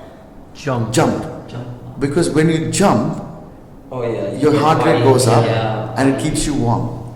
Now, I couldn't run on the streets because That's absurd. right? So I used to go inside, turn off the light, and keep jumping for 2 hours Keep yourself. to keep Good myself level warm. down. To keep Insane myself warm. cardio. And even my calf, right now, I put on weight everywhere except my calf. Should we show this on camera? No, but seriously, I used to be fit as hell, right? Because I did this for almost 7 months, 8 months. Because every day, 2 hours just jumping, 2 hours insane just jumping. And I used to eat because I didn't know how to cook, so I didn't have money. So I used to go to these local shops, and they give chicken drumsticks. So 2 pounds, they give 10 drumsticks raw. I don't know how to cook. So what I used to do is I used to boil all these 10 drumsticks with salt, all right? And these Bengali shops, they used to have this chili sauce, Naga chili, from Bangladesh, okay? I used to buy this, that used to be like £2.50, right? So £5, my entire week is done.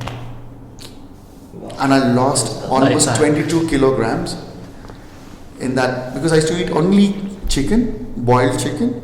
So much protein and so much cardio. Yeah, and cardio. I lost like 22, and the good part is I got fit. The bad part is my clothes don't fit me now. So I have to buy new clothes now. Yeah. Right, so then I found a girlfriend who bought me clothes. No, bless her. She really helped me out back then. But anyways, but that's the kind of pain that I've gone through. Yeah. And I've slept on streets. I've gone without food for God knows how long. I used to live on bread. So that grit is what got you through and Because where you are now. a lot of people told me, why are you going through all this shit, man? Just go back. I said, I can't afford to go back, man. Yeah. Right? Are you proud of this? You know when I got proud? When I first week when I was there in UK, someone told me, so I was going to a place called Canary Wharf, all right? And this is like the financial district of UK, probably one of the most richest areas in the entire Europe, okay? I was going there and someone was traveling with me. He told me, you can't even afford a hotel room there in that area, all right? 3 years later, I own one of the biggest apartments in that area, all right? And it's just, when someone tells you you can't do it. So when I came to India in 2020, one of my neighbors, he said, you'll run back in 1 year. You think you're going to make money here? And I said, no, I'm not going to go back, man. He said, I'll bet August 2022. That feeling of proving someone wrong is like, oh Yeah, gosh. it's fucking awesome. Yeah. He said, August 2022, I bet you're going to run away from India. And we are in August 2024. 2 years later. And I have a company that's worth 120 crores, right? As per my conservative valuation, right? Not even a decent valuation, right? And we are bootstrapped.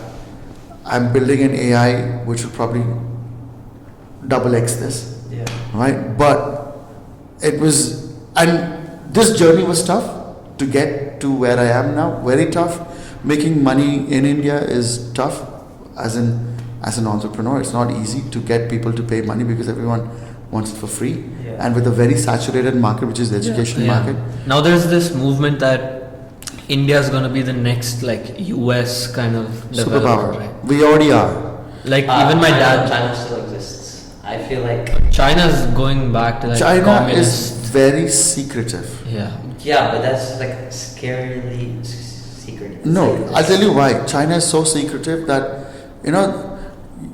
you can people say that you can trust a guy who's really talkative, but you can never trust a guy who's quiet, right? Because you don't all know. his thoughts. Yeah, you don't know what's cooking inside.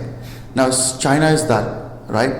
I think China are struggling a lot. So either without them being so secretive, you have to assume either they're full of shit or they're like because you they're always like really ahead. you're always guessing. I mean, and now they're like fully like very controlled, right? And they have like face recognition on the streets, Like and then the social score as well. In China have like no freedom. It's like Exactly, it's but don't you think that is nonsense. binding down their creativity, which is what I was just talking about, Yeah, right? exactly. Now they're going to work with people who are allowed to work or allowed to think, and now you're binding down the entire creativity process of the population.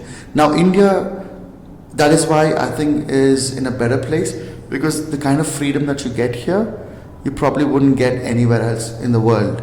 I mean, even the Western countries, maybe US to a certain extent, but even they are very bound. In India, jugaad chalta hai. Yeah. Har cheez mein jugaad. Yeah. And you get away with it, Yeah. right? And with the highest population in the world, right? Imagine, like Yeah.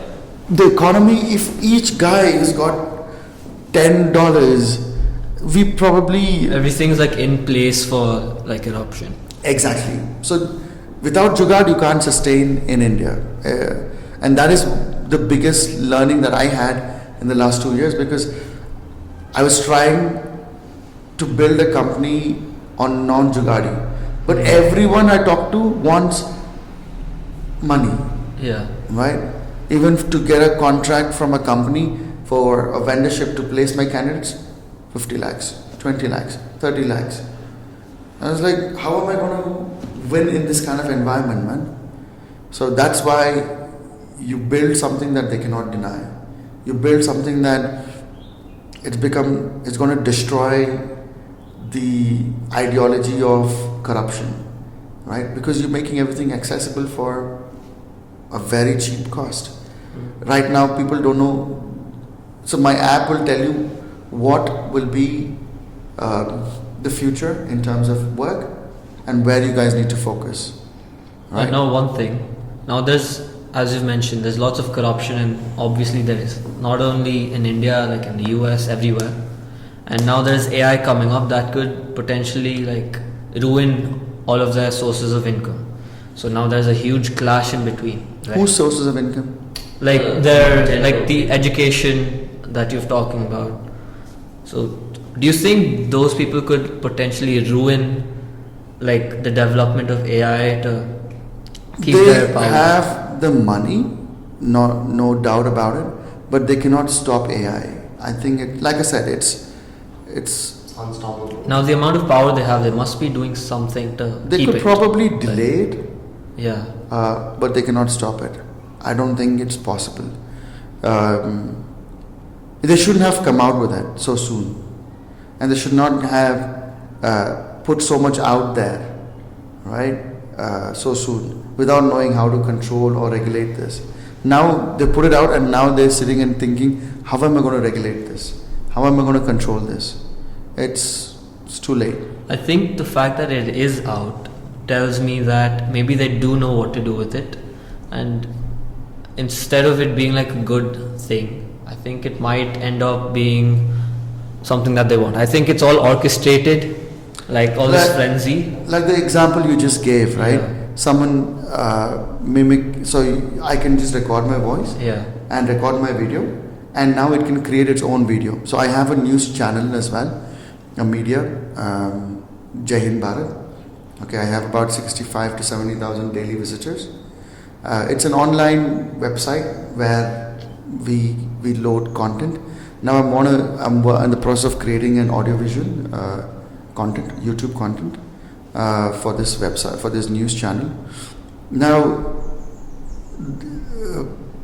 the problem that we have with this is AI is able to do all of these work without me sitting in front of a video and recording this. I recorded my voice, I recorded my video, I just put the content every day, and it's going to recite it in my tone, the way I speak, all right, and it's going to put it out to the people. Now, do I need a newsreader now? No.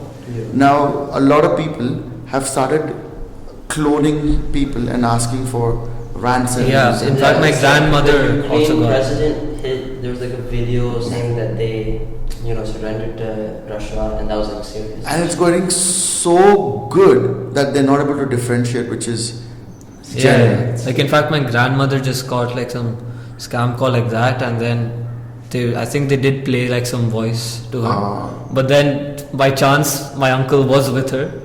Like they screwed up basically, luckily. But yeah, it's like scary. there's so much good, but there's also so much bad that could happen. And can you believe all you can't this? have one without the other. All this that you're witnessing, that you're seeing right now, it's not that was created 10 years ago, 5 years ago. All this was created in the last 6 months. Yeah. Yeah.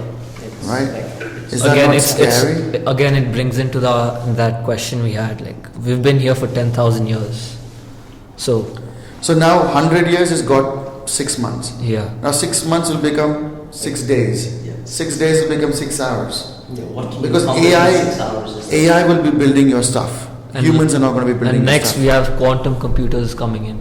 Yeah. So the gap between each thing will just Reduce. shrink. So which is what makes me think that if I can build something that's going to kill the entire industry, movie industry or film industry or news industry or any industry in just 6 months of development. Don't you think someone who already exists, who already has access to this technology somewhere out there, could probably cloning themselves as Ekatva or Aditya or Krish and just keep walking around? That is true. Yeah. I mean, it brings into question like everything that you know, Yeah. right? Yeah. Yeah. So that is why you got to question everything that you see and believe. You just have to. That's what I do actually, which is why I don't have a lot of friends. I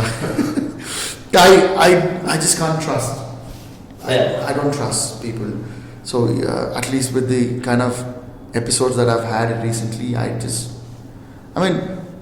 mainly with friends, right? You have to choose them carefully. Very carefully, man. Yeah. They can either make you or break you. Now imagine there's They a guy. define who you are. Ah, Yeah. imagine there's a guy sitting with you and is constantly feeding you, macha, it won't work, macha, this will not happen, macha, You don't don't want do this, to- macha. Yes, like subconsciously they do affect They're you. training. Yeah. He's doing that because he doesn't want to do it, or his background, whatever, his parents or whatever have told him it's not going to work. And without any concrete knowledge or thing, you are telling him, macha, I want to start a podcast, and one guy sits there and is like, macha, it won't work, macha. It will not happen, macha. And that's what used to happen that's what happened with a lot of my childhood friends. Randomly, the day I got awarded as They came back and were like, wow. no, they stopped talking to me Oh. because all the predictions went false. Yeah. So they didn't know how to react. The day I got awarded the most trustable startup in India, right? And everyone just distanced away from me with no random reason, right? I They said, hate to see you be where you are. succeed. Yeah. Because they were telling me, macha, he's making 1.5 lakh, macha, he's making 1 lakh, macha, he's got 1 crore, macha. Now, the friend who came from nowhere, and in less than a year is making at least 5,000 people earn 2 lakhs a month, and his company is worth X amount of money, right? And he's getting awards left, right, and center. And they, proving him wrong. Yeah. It feels good for you and it feels shit for him. Like for me, it was never about competition. For me, it was always my mother. Because if it was, the motivation was just still her. happened. Yes, the motivation is just her. Which is why every student who gets a job, I just tell, okay, I charge your fees. I have to do it because I have to pay salaries. But all your blessings will go to my mother. That's it. The entire basis is my mother. Money I was anyways making back then, man. I mean, how much money do you need, right? At least, like I want a lot. true. What define a lot? Yeah, okay. I mean- let's say, what are you? Okay, what is your a lot right now, Ekatha? So how much do you think you'll be happy with? There's always going to be more things that you want. Not just today. How much were you going to be happy with per month? per month. Hmm. It's hard to. Just a number. because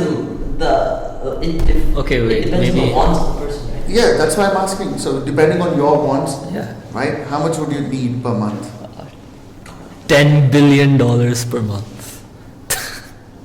Yeah. So now that's a joke. No, but seriously, on a serious note, Yeah. Like to sustain like what I'm living today. to live a good life, not Yeah. sustainable. Your wants. To live a good life Get what you based on how much your parents are earning or your friends are Yeah. earning. So what do you think is a good revenue for you per month?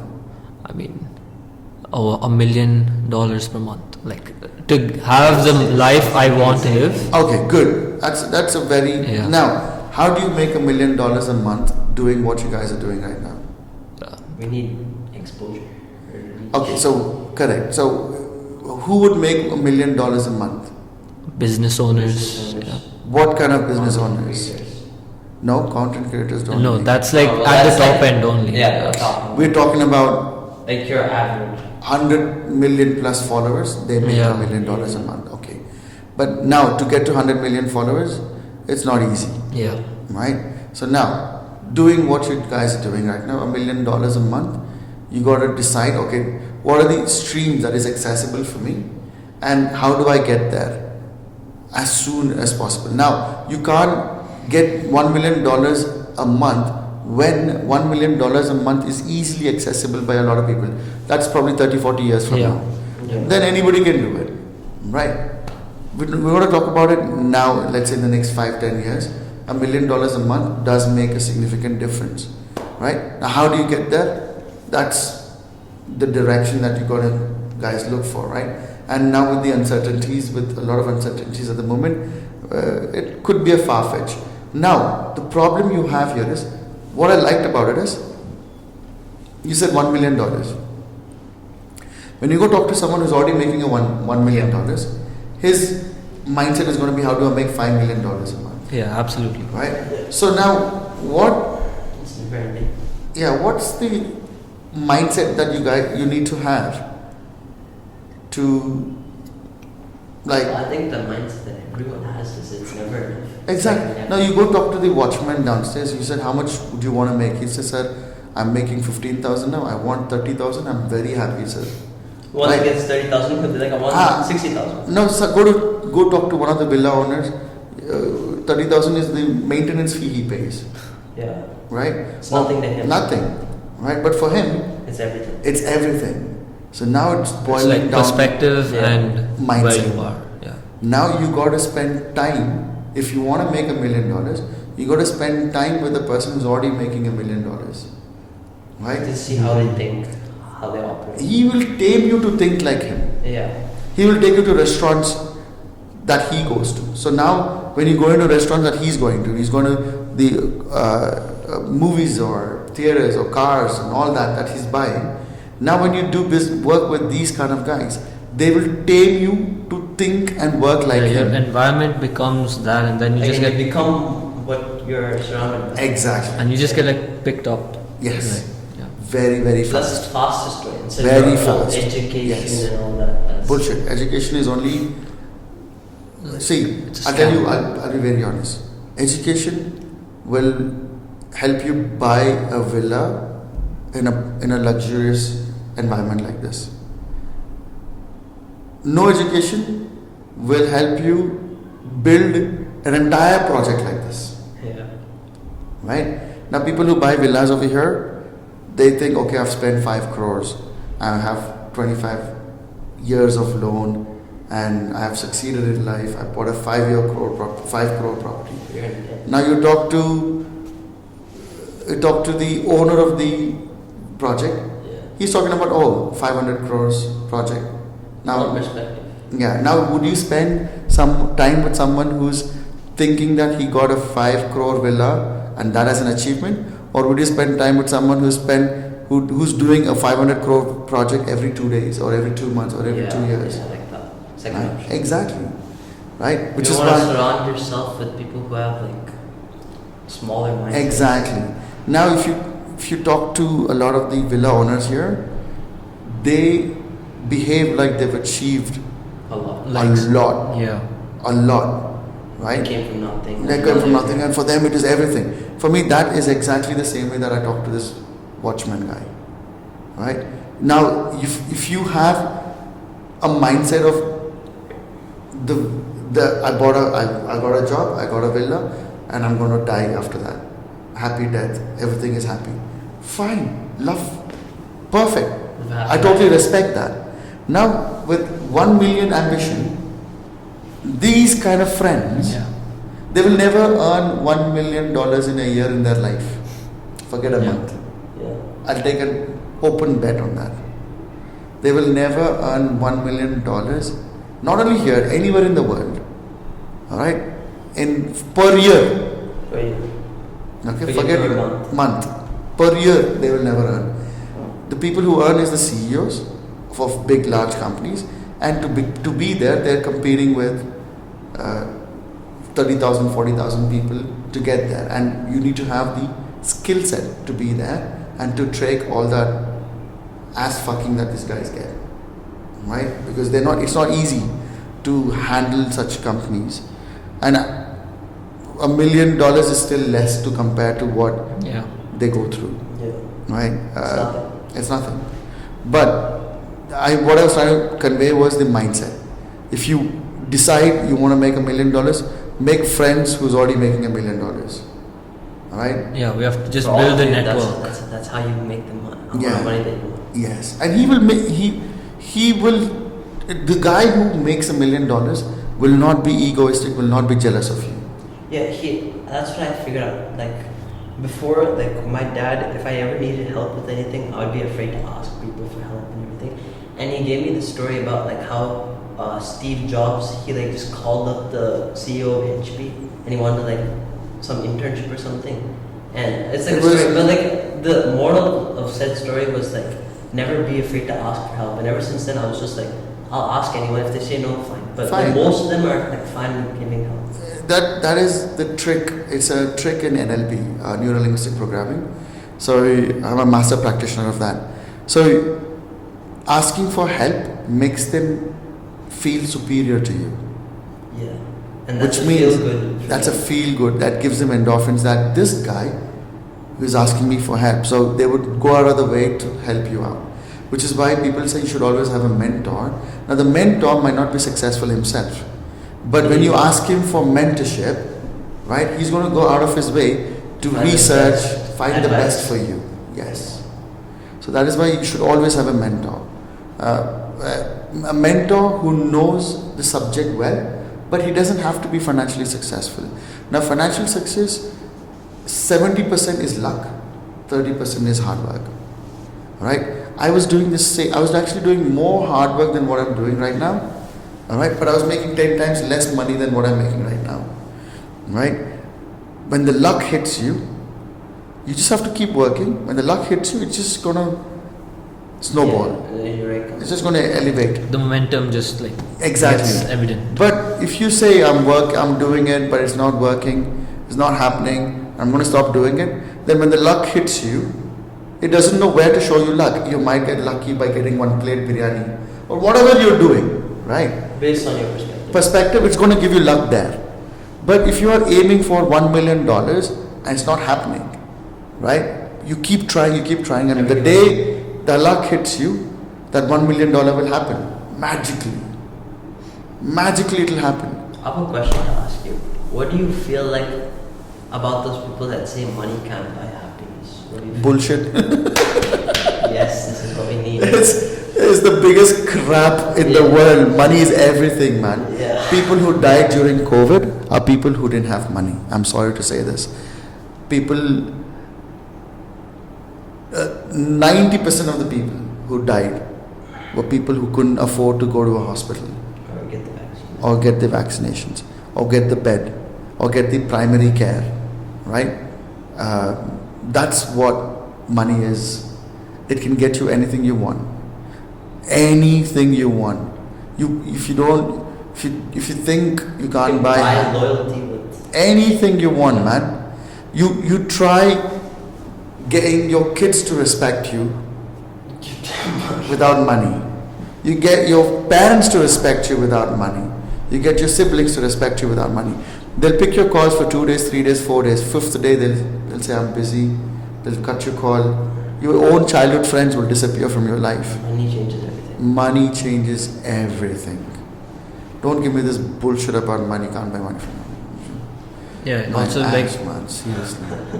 even the freedom that you get from money. Right? Yeah. But you have the freedom to do whatever you Yeah, want. you go chill in Bali on a beach. Is anyone gonna question you? No. You pay your hotel. You pay your expenses, extracurricular expenses, and you're having fun. Buy your yacht, right? Just chill. Who's Then gonna say anything? Why do you think this phrase about money can't buy happiness? Some losers who couldn't make the money, Yeah. and he wanted to fight back to a guy who was proving that money can buy you happiness, and So it was just an excuse. excuse of for him failure. to say, "Oh, you have money, but you're not happy." Look, I'm happy even though I don't have money.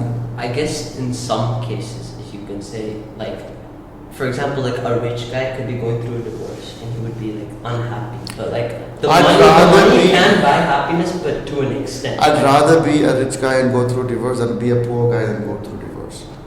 Yeah, Because obviously. Yeah, I'm a rich guy and I'm going through divorce. 2 days later, I can get anyone I want. Yeah. It's like Right. being a sad loser or a sad winner. Yeah. I'd rather be a rich guy and go through divorce or whatever you want me to go through, man. Being that winner is the one that brings happiness. I'd rather have money in my account when I'm going through whatever shit I'm going through. Right? I think It it's makes where you people. feel better. Like, It's where people. No, you're not scared. yeah, it's like you know that this shit will pass by That's eventually. it. You and bounce you'll back. What are you going to do? You know what a lot of people do nowadays? They'll take a foreign holiday. They go drink. They go get smashed. They go F around and Yeah. do whatever they want. And forget it. Finish, gone. Khalas. Now, being a poor guy and going through this trauma, what is he going to do? Yeah. Right? Yeah, His so next just thing he's say- going to look at is train tracks or ways to kill himself or get into drug addiction or get into alcohol addiction. Right? He doesn't know what else to do. He'll be on the streets. Right? Because nobody wants to touch him because he doesn't have money. And it's always it's always good to go through shit with money rather than Yeah. no money. You feel secure, like financially secure. You will never go through shit if you have money, man. What's the worst? Heartbreak, love, and all bullshit. That's all a scam, man. It's all a scam. Do you know the story behind Valentine's Day? It's an assassination of a church father called Valentino. All right, and they celebrate that as Valentine's Day because he got wrongly accused of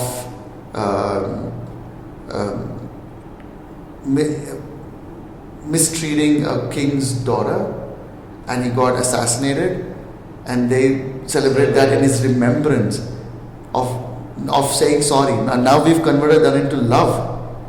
Bullshit, man. The only true love that exists is a mother's love. You don't get your girlfriend gifts, or you don't take her out, or you don't give her the attention. 2 days she'll leave you. Yeah. Right? A mother But would your never mother's let. love is unconditional. Mother, that's the only Even- form of love that exists in the world. Can you think of any blood relationship which is actually blood, like shared blood, like a mother and child? There's no other relationship in the world that is actually blood related. You know that? Well, yeah, but like, I heard some story, right? So, like, if there's like a child in trouble and then like his life is in danger, or let's say there's like a bullet coming towards Yeah, him, right. the mother will jump like and try and save the child. But alright, let's say the kid did something stupid to be in that position. Mother wouldn't give a shit and she'd just jump in front and save the child. But the dad would be like, bro, I'm gonna save your dumbass just because you did some stupid shit. He'll still jump, but like they'll be in the back of his mind like, do I gotta do this actually? Any species in the world, the bonding between a mother and a child, and the protection of a mother towards the child is the only definable relationship. A father is there, chilling, Yeah. all right. A brother, sister, any relationship can depart, but a mother and a child is God made, which is why I don't believe in any other relationships. I mean, they're commitments. I call them more of commitments rather than a relationship. It's just a commitment that your life is going through, just so that people feel it's normal, right? But there is something special, right? Like suppose, if say me and him were in a very like, my mind's like sleeping. Like suppose we have a near-death experience, right? I mean, not in a like there'll be like some brotherhood between us that's kind of special, right? It's not just a commitment; it's a bit more than that. You have to go through shit. Then it like forms of bond. I would test it with scenarios. Yeah, like Now, I mean, I understand what you're saying, right? I would mean, it test could it, be yeah. superficial huh, to an extent. tomorrow, if you're facing a bad time, Yeah. do you think if it comes to his life or his future or his other commitments that he has with his girlfriend, mother, father, sister, brother, do you think I put that he would, aside. he would sacrifice all that and stand by you? Do you have that sort of You have confidence? to ask yourself that question. Yes. And if the answer to that is a yes, then I would agree. Yes. Yeah. Right now, the only relationship that I can say that yes to for that kind of Mother. scenario is a mother's relationship. It's like, and it's not only for like just one scenario, it's like for Any scenario.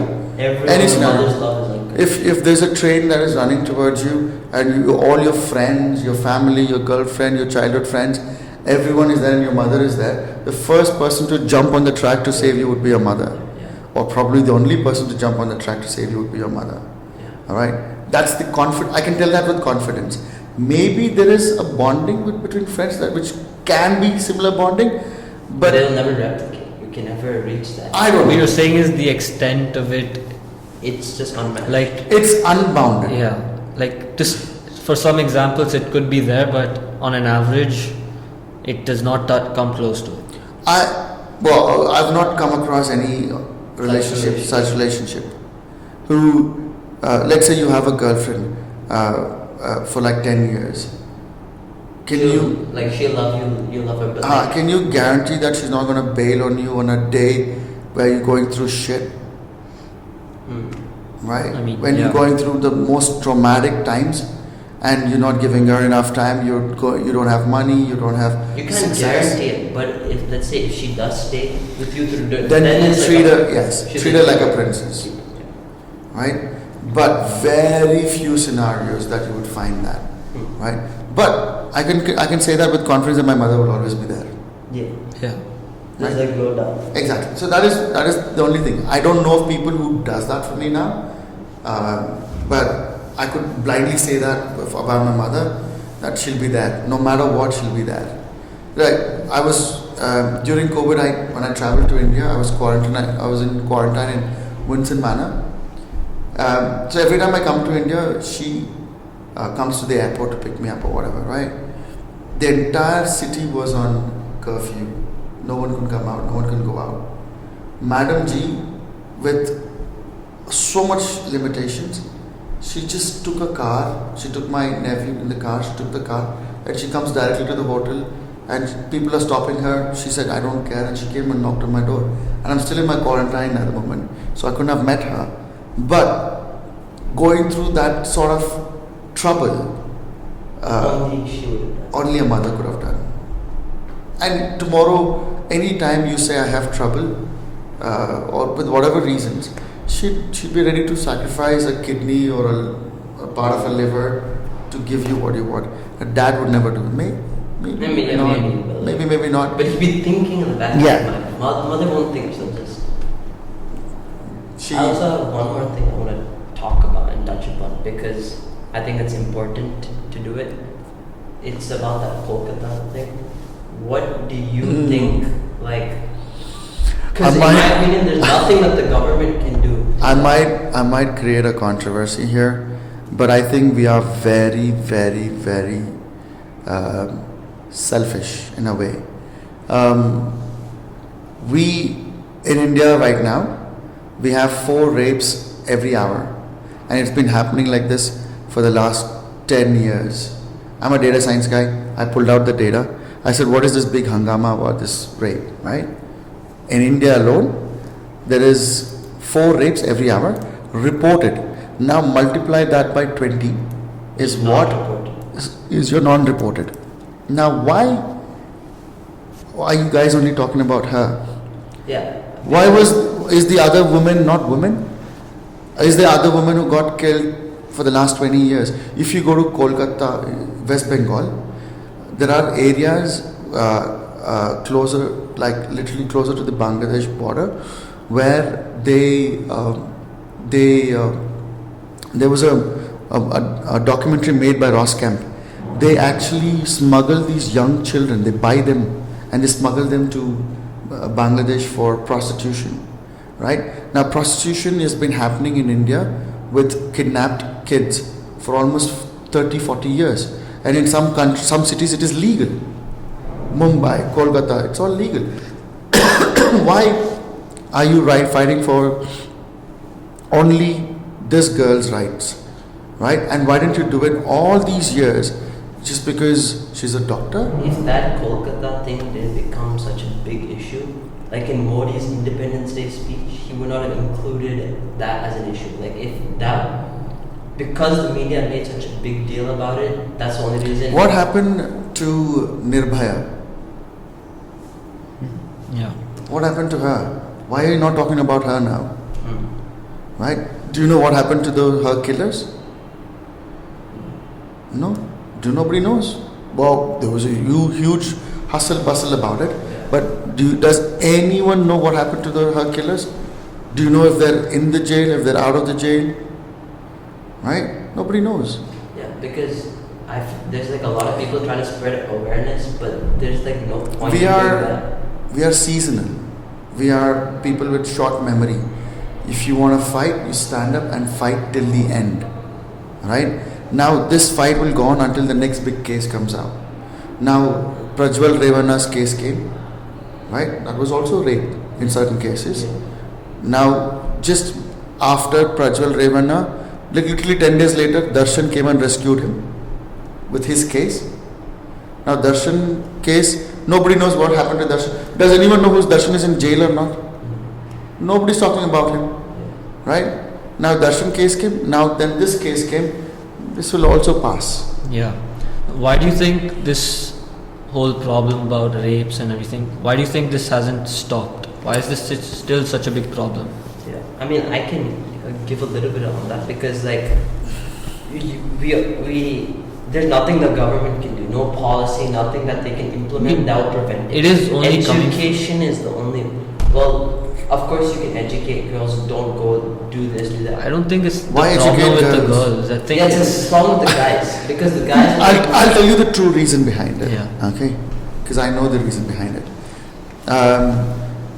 Have you heard a lot of this happening in South India? no. Recently, have you seen any news in the southern part of India? No. I'll tell you why. Back 30, 40 years ago, I don't know if they're still doing it, there was a lot of female, there's a word for it, where they get rid of female babies. Okay? Which is why they banned scans as well, baby scans, to find the gender. That is the whole reason they banned it in India, because if the minute they find out it's a girl, they kill the baby. And after that ban, when they found out when the baby was born and if it was a girl, they would dispose the baby. They would, in some places I've heard that they put the baby in a boiling milk, like crazy things. Right? That created a massive disproportion of man versus woman in northern India. Now in South India, we don't do that. We didn't do that. All right? Purely because one, we are a very conservative society and educated society. Right? When I say educated, there was a lot of our kings and our kingdoms that instilled a lot of culture into the local system. Northern India is like where like the Mughals. Yeah. Yes. But here They were- South India is like Chola dynasty. Yes, Cholas and the Krishna Devarayas, and they were all forward thinking, Yeah. right? So this really didn't impact us. And in southern India, we have a lot of relationships that is created between within family, cousins. They get them married, right? You can in South India we can get married to our cousins, right? Mama ponnu, atta ponnu, yeah. So that culture and the fear of parents and the fear of culture protected the girls here. So there's not a big disproportion. In Punjab, Haryana and some of these UP and all, there was a documentary, BBC documentary made in 2013 or 2014. The proportion was almost 80-20. 80 men and 20 women. So, which means they were buying brides from other states and sometimes from other countries as well. That's a big mafia that happens where they buy girls for marriage from other countries and other states.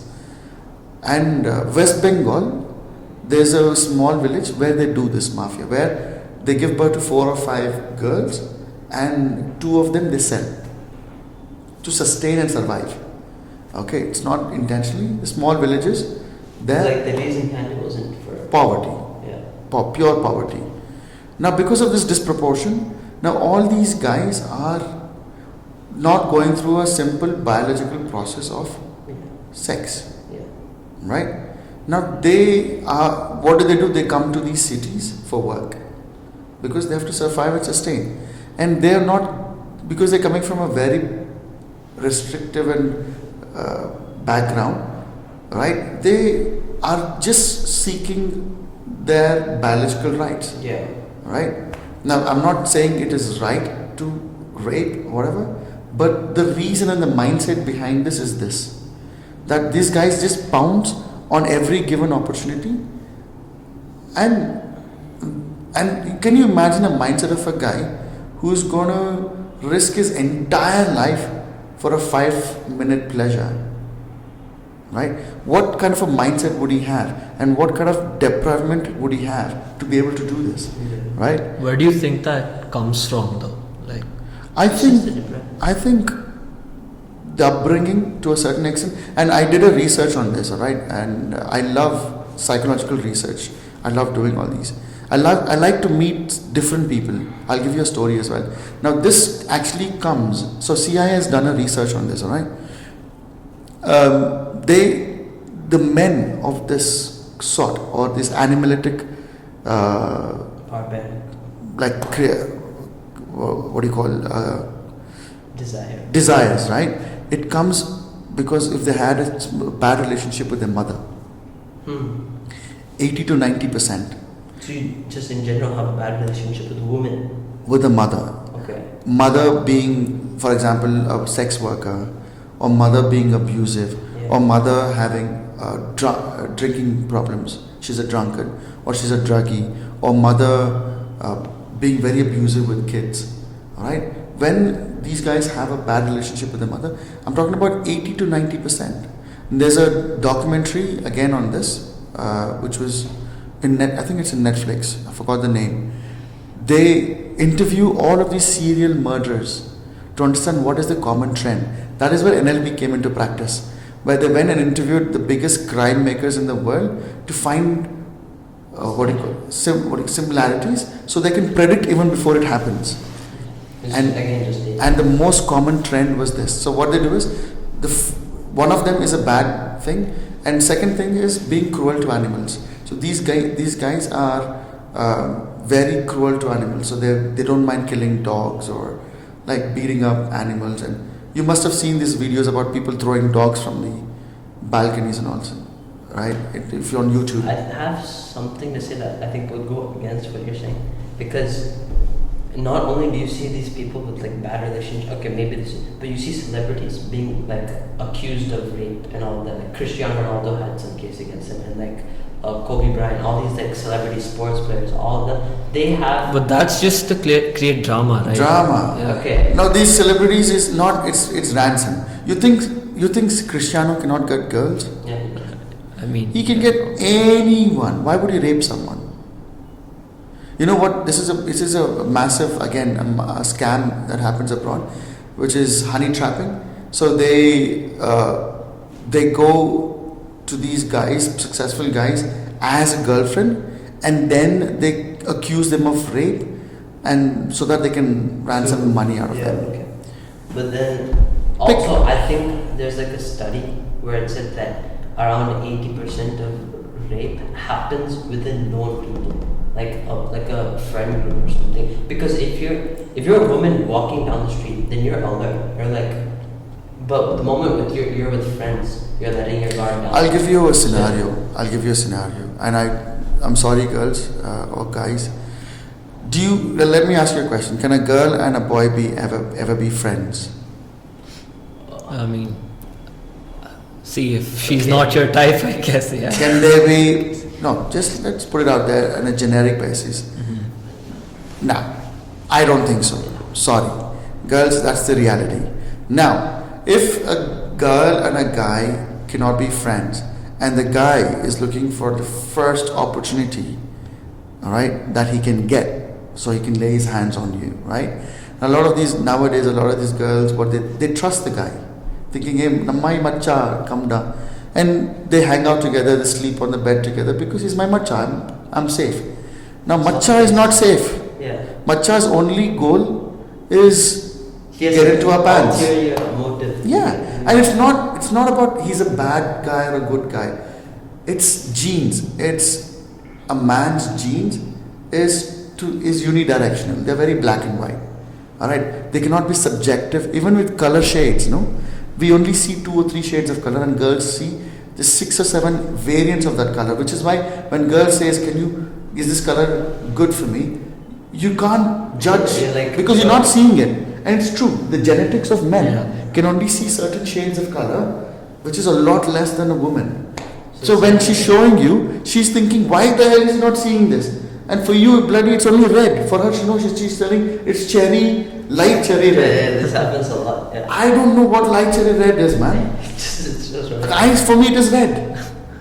Right? So they don't understand that we don't see it. They think we are mean or disabled. But we are disabled genetically. Right? Now the girls think, oh, I don't think of you like that. I've always thought of you like this. They're like, then why the fuck were you with me? Like sitting on my lap and like doing things that you shouldn't be doing. Right? And I'm just a man who knows only one thing. Either you're this or you're that. Right? The only woman who's safe around is probably a sister or a mother, because that's something that we can define. Anyone else, you don't know. Just a girl. It's a girl for you, right? Subjective. Now, when this rape happens in these kind of, or subjective rape that happens in these kind of controlled environments, is when the girl thinks that he's safe and he's got just one motto in his mind. He thinks it's an opportunity. Yes, and when the girl, let's say I had a recent incident. So apparently there were macha and machis for a while. And they moved abroad, and she never had that intention. They studied in the same university, and they rented a room together. All right, and the bro was a bro. All right, for her, she thought he was safe. It's kind of, I don't want to put blame on girls, but it's kind of a girl's fault for like making the opportunity. Like, No, I don't think they're creating the opportunity. They are just trusting the guy. Right? They should, like, if they're educated well enough to know that this is how guys operate, then they shouldn't. That is where the thing is. They need to know that the guys cannot be friends with you. Yeah. Right? If he gets an opportunity, or if you make him think. Like in this case, they were sharing the bed, and she put her hand on a leg on him, and she thought it was another friend I'm doing this, and this guy just thought it was an opportunity. Yeah. Right? And nowadays it has to go till there. Back then, a girl touches you, you think that she likes you. Yeah. Right? People used to propose the minute a girl touches or shake hands. Like that was the days that I've been through. Nowadays, people have to go through a next level of intimacy. Like, I want to give an example. Like, let's say there's like a dark alley and there's like a guy there, and the girl knows that like there's a guy there. Like, the guy is, like you said, black and white. He only has one thing in his mind. He's being an opportunist. He's taking advantage of the opportunity. But it is the girl's fault that she's like, don't be stupid, don't go into a dark alley alone. Like, nowadays there's a thing about feminism, alright? Girls, you guys first need to realize, if men stop working or doing things that they're doing today, the world is going to stop. 90% of the work that we do, the heavy loading work, you guys cannot do. No ways. But they do have their importance. They have their importance. Oh, they're more powerful than we are. Yeah. Right? We cannot sustain without them. Yeah. But they say we can do everything that you guys do. I'm sorry, you can't. Yeah, You can't. Alright? There is a reason why we have 2 genders. Alright? Again, subjectively. We have 2 genders. And each gender has duties. There's a role. Right? I cannot, when you go to a lion kingdom, a lion doesn't go hunting. It's always the lioness. Right? That's Even true. in mosquitoes, the male mosquitoes don't bite. It's the female mosquitoes that bite. They bite so that they can feed their babies. Yeah. Right? Now, any species that you take, ape, crocodiles, anything, by nature, women are the bearers of the child and the carers and the birth givers, and they are more powerful than we are. We are given only one job: to protect them. Yeah. That's it. To provide. Provide and protect. That's it. That's our job. We cannot give birth. We cannot care for them. We don't even have the emotions that they have to care for them. Range. Yes, we don't. But that's not our fault. That is how our genes are made. Yeah. Right? You cannot show that as incapable men. Right? Same way, I cannot do your work and you cannot do my work. Right? I can get into a gutter. There's a guy in Mumbai. His job is to get into gutter and pull out gold from gutter. So what he does is, there is a gold area where they make gold. Right? So a lot of these goldsmiths, when they're making gold, the small bits of gold, the thing I was telling you about nails, no? The small bits of gold gets stuck in their chest hair and their dress and all of that, right? When he goes to take shower, that gold is washed away into that shower, into the gutter. This guy's job is to collect that gutter from the shower and go clean it to extract gold from that gutter. Can a girl do that? He's doing that to provide for his family. Now he's got 3 houses, 2 cars. That's actually true. There's a documentary, BBC documentary, man. Check it out. About that. Yeah. It's on BBC. Right? Now he's got 2 houses, 3 cars, or 3 houses, 2 cars, and a woman couldn't do that. Right? And all these structures that you're seeing today, the massive iron structures that is used to build buildings and these cool restaurants and hotels that you're going for, it was built by men. We have the physical capability. Exactly. Because God said, you are made for this. Your physical capability is to give birth to the most amazing thing in the world. We cannot create life. To give life is like. We cannot create life. Now you see that as a submissive thing, saying, "Oh, we're not made to just give birth to kids." But we're like. For fuck's sake! Yeah. You're creating life, man. Don't you think that's as good as God? Yeah, that's a big deal. Yeah. Why are you submissing that as a? Oh, we're not here to give birth to your kids. We can't do that. Yeah. So we need you to. Yeah, we can't do that. Why is that a bad thing? We know we are equal. We are equal. You can never. I can't be equal to you, and you can't be equal to me. Both have separate roles. It's like you're trying to compare. I don't know, sky to earth or whatever. Right? They're 2 separate things. They have their own duties, and they have to perform their own duties. Now, if you start behaving like men, and when men start behaving like women, that's when that confusion in gender happens. Yeah. And now you have like 70 plus genders. Yes. That is not natural. Right? That's when the discrepancies start. And Yeah. The world goes wrong. all the ways. disorder and then Yes. Pride Month. Exactly. And that's not about gender equality. It's about doing what the nature has made you to do. Yeah, and that's why I guess that's why we also have like biological problems as well, right? Huge. Well, women nowadays are not able to give birth, are not able to conceive. They have some new disease called PCOD, which was unheard of 20, 30 years ago. And it's just because of this confusion. Lifestyle confusion. Lifestyle confusion. I want to do everything that this idiot does. And this idiot, I want to do everything that she does, and they'll start running around with a skirt. Right? Yeah. Now, it's not genetic, man.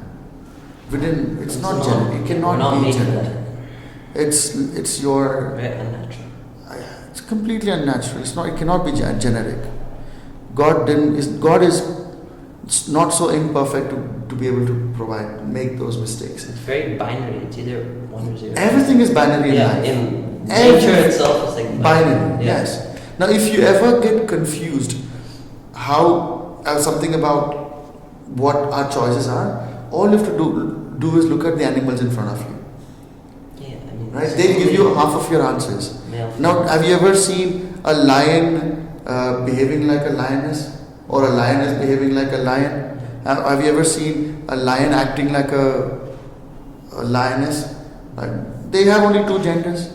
They know their jobs. Not only a lion, dogs, right? Any animal. Just look at the animals in front of you, you'll get your answer. Right? There's no confusion about it. It's just us, because they're given the liberty to say whatever we want, and it doesn't cost money. I want to explore, and some bored idiots try to build some new ideas in people's minds. But why do you think this started? Because obviously it wouldn't have started on its own, right? Because biologically we have there are some instances where like there are kids born with like the hormone like bullshit. No, that's not a thing. It is it's all in about US. In the US. In US right now, sex education starts from school. Yeah. And they're promoting. Okay, this could be a conspiracy theory, but this is what I believe is what's happening. Okay, this planet is not made for 7 billion people. All right. Okay. We cannot afford to have 7 billion people on this planet. We never thought we would be 7 billion people. All right. The maximum this planet could probably bear is about 2.5. That's it. The resources on this planet supports 2.5 billion people. Now, we are right now 7 billion and it's growing. All right. The reason it's growing is because of technology. The lifespan of people has increased because of new tech in medical system. So previously the average was 40, 50, 60 people would fight and die, or unnatural deaths. One small typhoid, they'll die. 8 billion now. Right. Yeah. Now there's new children being born, and there is old people age going up. Their expectancy is going up. Now a lot of these rich people are concerned. So I'm talking about mega rich. They're concerned. What's going to happen if we keep growing and we don't have another planet to move to right now? At least for now, the only choice we have is Earth. What do we do? So there has been evidences where people have been talking about spreading diseases. COVID is one of them. Yeah, Bill Gates also is told on a live TEDx talk. He said, yeah, he's an advocate of like reducing the population. And he said we can do it using vaccinations and things like that. All right. So now they're trying to introduce different methods to control population. And what is one of the best ways to control population is from stopping people having sex. Yep. All right. How do you control them having sex? By making them gay. Yeah, like biologically. Yes. Yeah. So now, two gay people cannot increase population, right? Now they're saying gay is okay. You want to be a girl, you be a girl. You want to be a boy, you be a boy. You want to be both, you be a both. You want to be a table, you can be a table. You want to be a phone, you be a phone. Right? Now they're keeping them confused. They're making them confused, so that way there's less reproduction. That is one way. Second way is spread disease. All right. Third way is like through the food you eat, you could also like. So every food is adulterated. Yeah. So that way, in India, we've already seen this. The birth rate is dropping significantly. Yeah, even in like Korea, Japan. Now Japan is offering visas for people to come and make babies there. Right? So excited. It's a serious problem. Yeah, it's a serious problem. Now it's a conspiracy, but for me it makes sense. Right? If I was a rich guy, a mega rich guy, where I have the power to control governments and control the world, and in front of my eyes, water is disappearing, land is disappearing, vegetation is disappearing. Because of population. Yeah. So now, don't you think I'll do everything in my power to reduce it? How do I do it? Do you refer to reducing the population or decreasing the rate Both. of increase? Both. It has to be both, no? Yeah, but like biologically as well, like even in a normal, like say for lions or like predator and then prey relationships, you have general trends of increase, and then naturally biologically because of like reduction in prey, the predator drops, and then like that the relationship exists. No cycle for us. It's We like don't we're have trying to prolong, trying to make it a line. We are one fucked up species, man. Yeah. No, I think biologically it will happen for us too, because if our prey is basically just resources, and as the resources decline, we will decline. Now I'll tell you what's going to happen next. we're going to start building relationships with machines. As a romantic relationship? Yes. It's already happening in Japan. People are getting married to I've characters. watched videos like some like a robot. Yes. Yeah. That is why Japan is seriously concerned, because the young population is moving towards this crazy ideas. And now, can you imagine a girlfriend who does anything you want? She just listens to you. She always supports you. She only says things that you want to hear. All right. It's like a dream. It's like a dream. There's that movie, right, about it. Her. Yeah, that one, and then there's another one. I'm forgetting. But anyway, yeah. Yeah. So when that's happening, people are obviously going to prefer. Now, can I give this mindset a body? Yes, synthetic. Now synthetic bodies are created. All right. Can I make her move like a human? Yes. Musk is already doing it. Now, can I make her react and help me and serve me and do whatever I ask her to do? Yes. Then why would I need a woman? But after Vice versa for men as well, right? The only minus is less reproduction. No, but after some point, you do get tired of it, right? You know that this isn't real. There's no authenticity behind it. Some people are just stuck in that. Do you think the women around you are real? How would they not be real? Well, if they are real, then they should stay consistent throughout the journey of the relationship. The minute you that's a different type of real, right? But don't you think if that is causing you enough trauma to kill yourself? Talk to any married man, they'll give you one answer is like, why the fuck did I get married, man? Right? Yeah. Now, why is that happening? Now the point is not about being married, it's about being happily married. Right? Yeah, so now if I can be happy and married, it doesn't matter artificial, original, who the hell cares? As far as she's giving me the same pleasure that a normal girlfriend would do. Right? Some people say that marriage is not even possible. Bullshit, it doesn't exist. Yeah. No, I meant it in the fact that like, if you have like some AI girlfriend, deep inside you know that that's just code and that's just a machine. It's not like a real relationship. Whereas that was only a small percentage of people can think of that. Even if you do, if you're given two options, AI girlfriend, happy life, real girlfriend, naggy life, where she's gonna make your life a living hell, what would you choose? Even if even though you know it's real and fake, you get like constant pleasure here. Here is like different. And she gives you everything that she can give you. Yeah. Alright. I'd still choose the real one. Yeah, that's because you have an I'll tell you why. No, I don't think so. I think even let's talk about it 10 years from now. Yeah.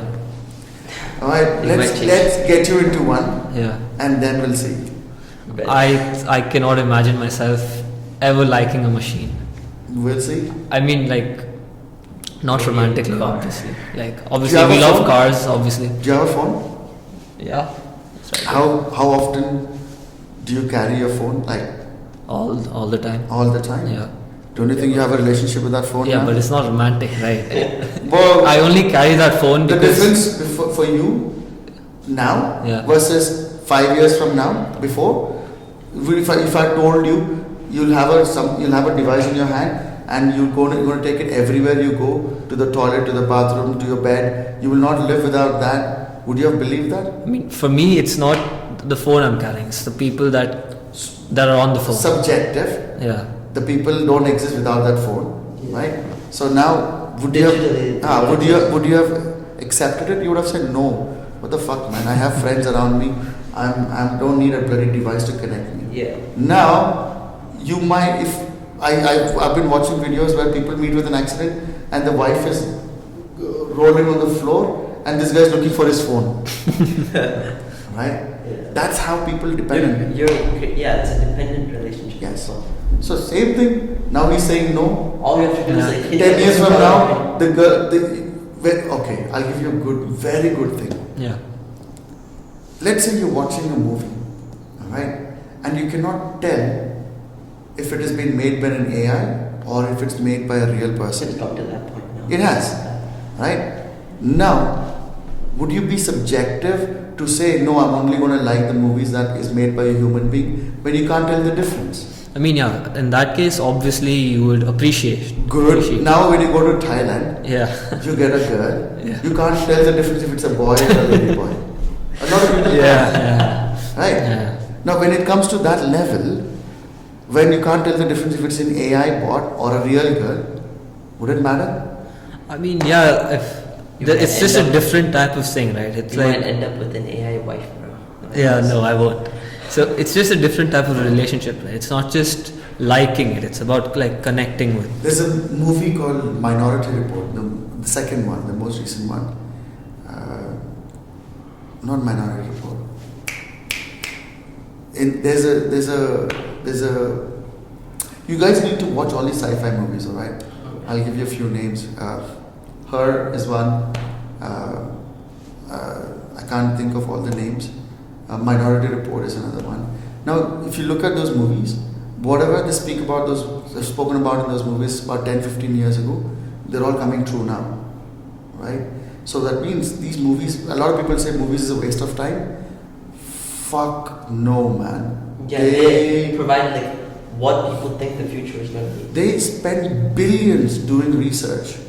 I watch a movie at least 5-6 times to get hidden meanings out of it.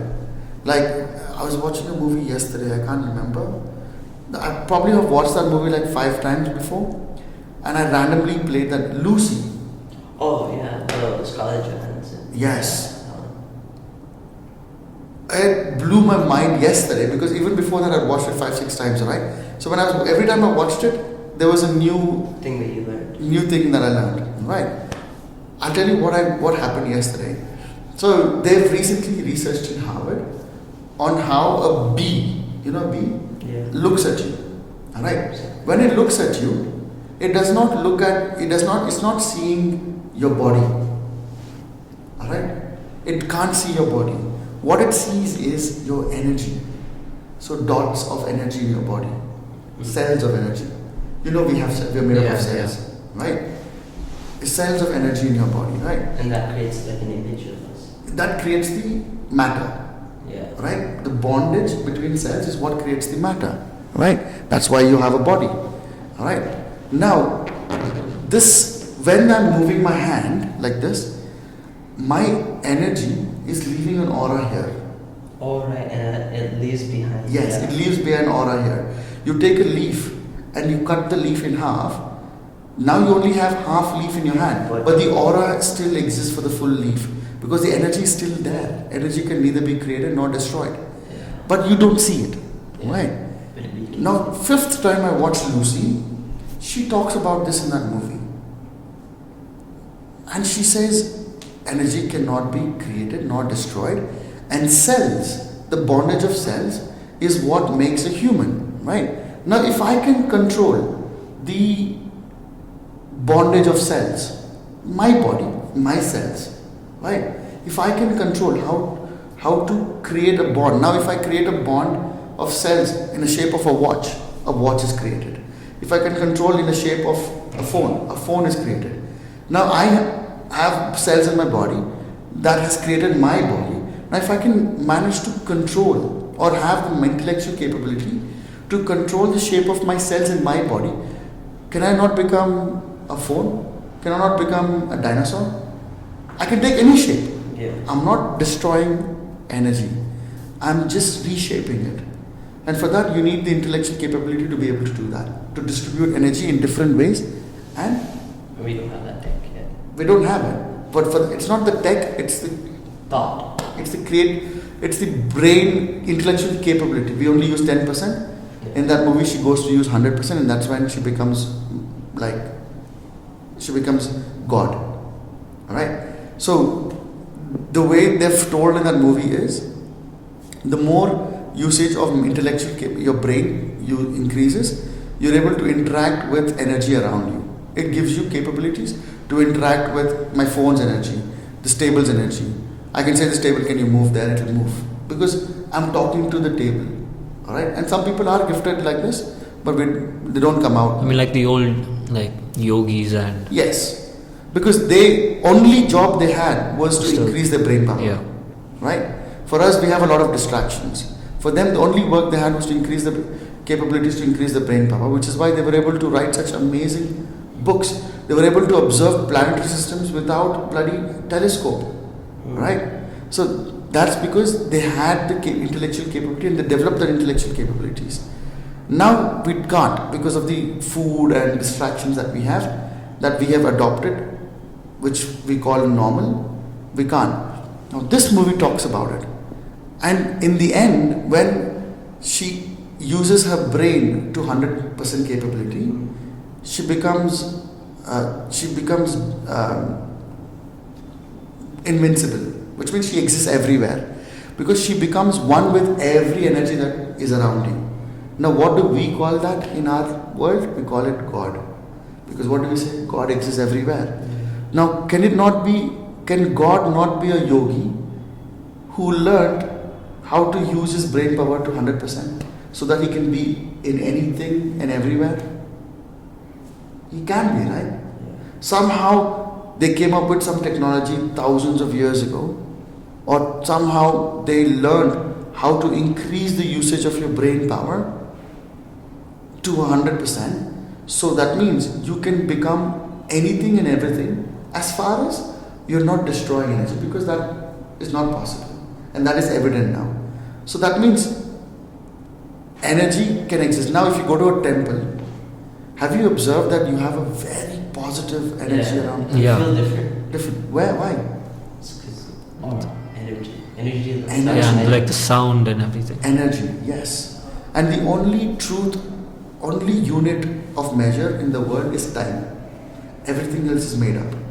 Yeah. Mathematics. Axioms. Everything is fucking made up. The only true unit of measure is time. That's it. Everything that you do in your life, you gotta measure it with respect to time. People say, I'm gonna measure it with respect to kilos and kilometers and height and blah, centimeters. Everything is bloody bullshit and made up by humans.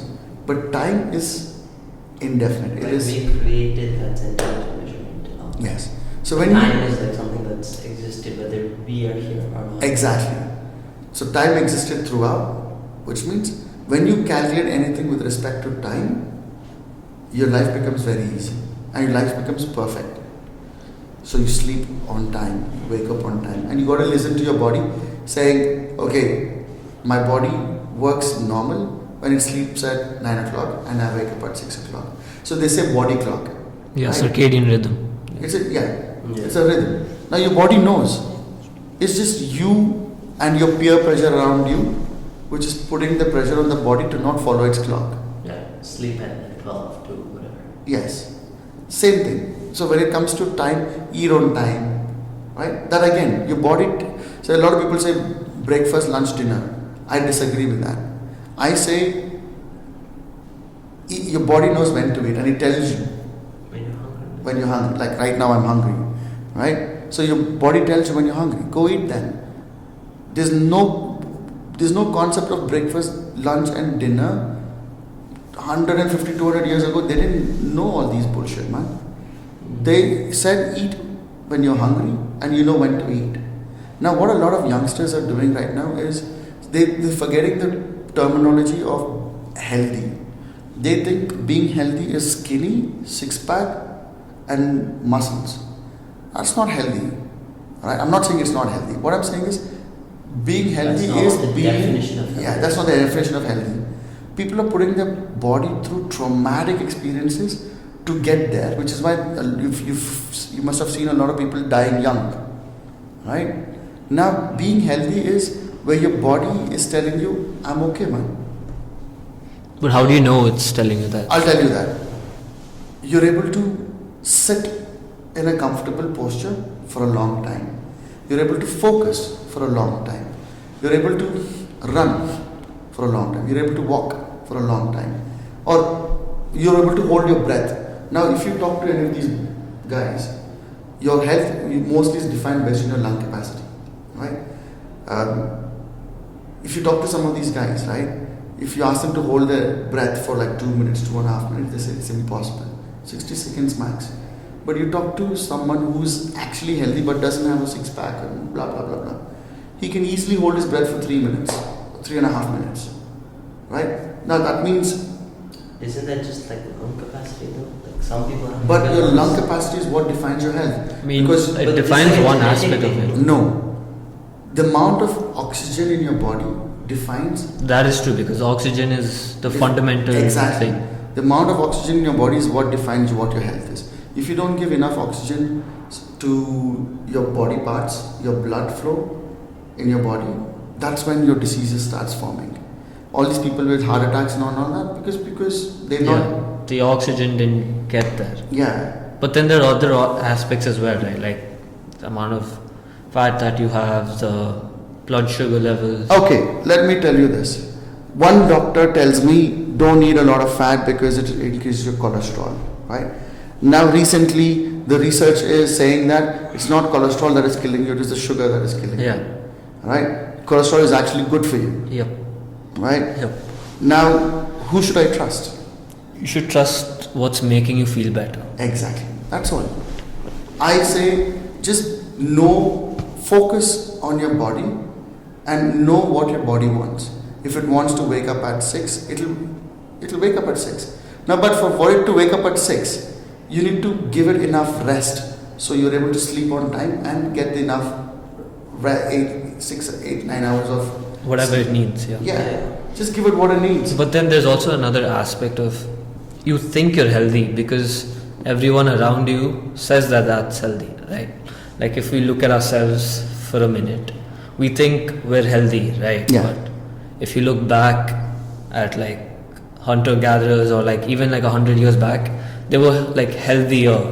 They could have run more or something. So basically the aspect is that you don't know if you're healthy, right? You only know you're healthy because in comparison to your environment. How do you know that you have reached peak health or not peak health, like a decent amount of health? Well, I think one of the biggest factors that decides your health is your food. Yeah, that's true because what you take in is so what you. When you say back then, these hunters, they didn't eat pizzas, they didn't eat burgers. Yeah. They hunted their food and ate raw meat. That was very healthy. I mean, that's people subjective. Say, someone has got rid of their cancer by eating raw meat. Yeah, carnivore In 6 diet months. is But if it's like very. one case, then you don't have enough evidence to support that. They don't want to give you the evidence. If they give you evidence to support that, I mean, don't you think the entire pharma industry is gone? Yeah, the food industry is a very like corrupt. If I tell you, bro, from today, every day you eat raw meat for a month, and all your diseases will disappear, cancer will disappear, everything will disappear. Do you think they can charge cancer drugs $500 to sell those drugs? No, but I wouldn't believe you. Huh. You said that because No, there's not enough evidence. No, they're not giving you the evidence. Where will you find Like this evidence? the evidence- Most pharma companies lie. Yeah. So they are the ones who create the evidence. Now, another thing. But since the raw meat is not Like something the evidence for sugar being good and fat being bad, that evidence came from Coca-Cola itself. Yeah. Like that propaganda originated from them itself. increased sales. So what is evidence according to you? Find a 5-6 PhDs like me. You pay me 1 crore. I will write whatever you want. Now you know this milk, right? The milk is not, cow's milk is not meant for human consumption. But this would be like Exactly. I'll tell you why. Alright? There is a protein in a cow's milk that our body cannot digest. Okay? Which is why after a certain Lactase, age, right? Yeah. you start bloating when you drink milk. Because and milk is the only food that takes 4 hours to digest. 4 hours. 4 hours to digest. Even raw meat digests faster than that. Alright? 4 hours milk is the only thing. So many But yet, enzymes and exactly. But yet, our dairy has promoted our milk in such a way that it says for the calcium from milk is what supports your bones. I mean, that's the biggest bullshit story. It has hardly any, and you know what? It has in fact negative calcium. If you drink milk, it creates negative calcium, negative Like calcium in it your just bones. takes it away. Yes, you know why? Because milk is acidic. Yes, This is all stuff I haven't heard of. which is why we need to research. So milk is acidic. So what your body does is when you drink milk, and because milk is acidic, to make it alkaline, it takes the calcium from your bones, and it substitutes the acidity that's caused due to milk. So milk has calcium. I'm not saying no. But it's not adding, it's taking. It's not adding, it's taking away. So there is other forms of calcium that you can consume through green plants, right? But milk is not the solution. And the breakfast is primarily introduced to make you eat Like all these sugars and stuff, like cereal and all. That Edward Bernays propaganda. propaganda. Yes, exactly. He was the guy behind Coke as well. Yeah, he was the Coke guy, and Yeah. like his nephew was All like increased sales. Like all these companies like Boost and Horlicks It's will all- want to support like milk. Yeah. It's all about mindset. That's it. Change your mindset. Saying if you eat this, it is healthy. If you don't eat that, it is not healthy. Right now, I was vegetarian for 3 years. When after my mom passed away, I became a vegetarian. I stopped alcohol and I stopped doing everything. I became quite religious. But being a vegetarian in India, which is supposed to be a sattvic country, Yeah. is the worst thing I could ever do. I ordered veg biryani, he puts chicken in that and sends it to me. Yeah, we're both veg. So. Right? I ordered veg samosa, he puts something. And every toothpaste, everything has egg in it. Yeah. And now they're adding gluten. They're adding pig gluten, right, to everything. Now, how the hell can I be gelatin? Yeah. How hell can I be vegetarian? People are just thinking they're vegetarian, but nobody is. I said, fuck this shit, I'm going to start eating. If I'm eating indirectly, I might as well start eating. At least I'm getting good food, Yeah. right? Yeah. I mean, nowadays, like, if we were, like, we're both vegetarian, but if I had to go and eat a cake outside, like, if I had to order, I know that there's egg in it, but I still eat it anyways. Whereas my grandparents, so me and my parents, we all eat knowing there's egg. But my grandparents won't eat any of it if they as. But if you outside. show them the back of a toothpaste, if they show them the back of a soap, if you show them You're the, not consuming it. No? I mean, as long as they're not how putting do you toothpaste? It's in your mouth. Yeah, and then you. Really? Is this how we want to argue that? Okay, so I put meat in my mouth, chew it, and spit it Nah, out. right. Does that make me No. vegetarian? No. Right? Now that is why I never get into these arguments, because there's never logical arguments about it.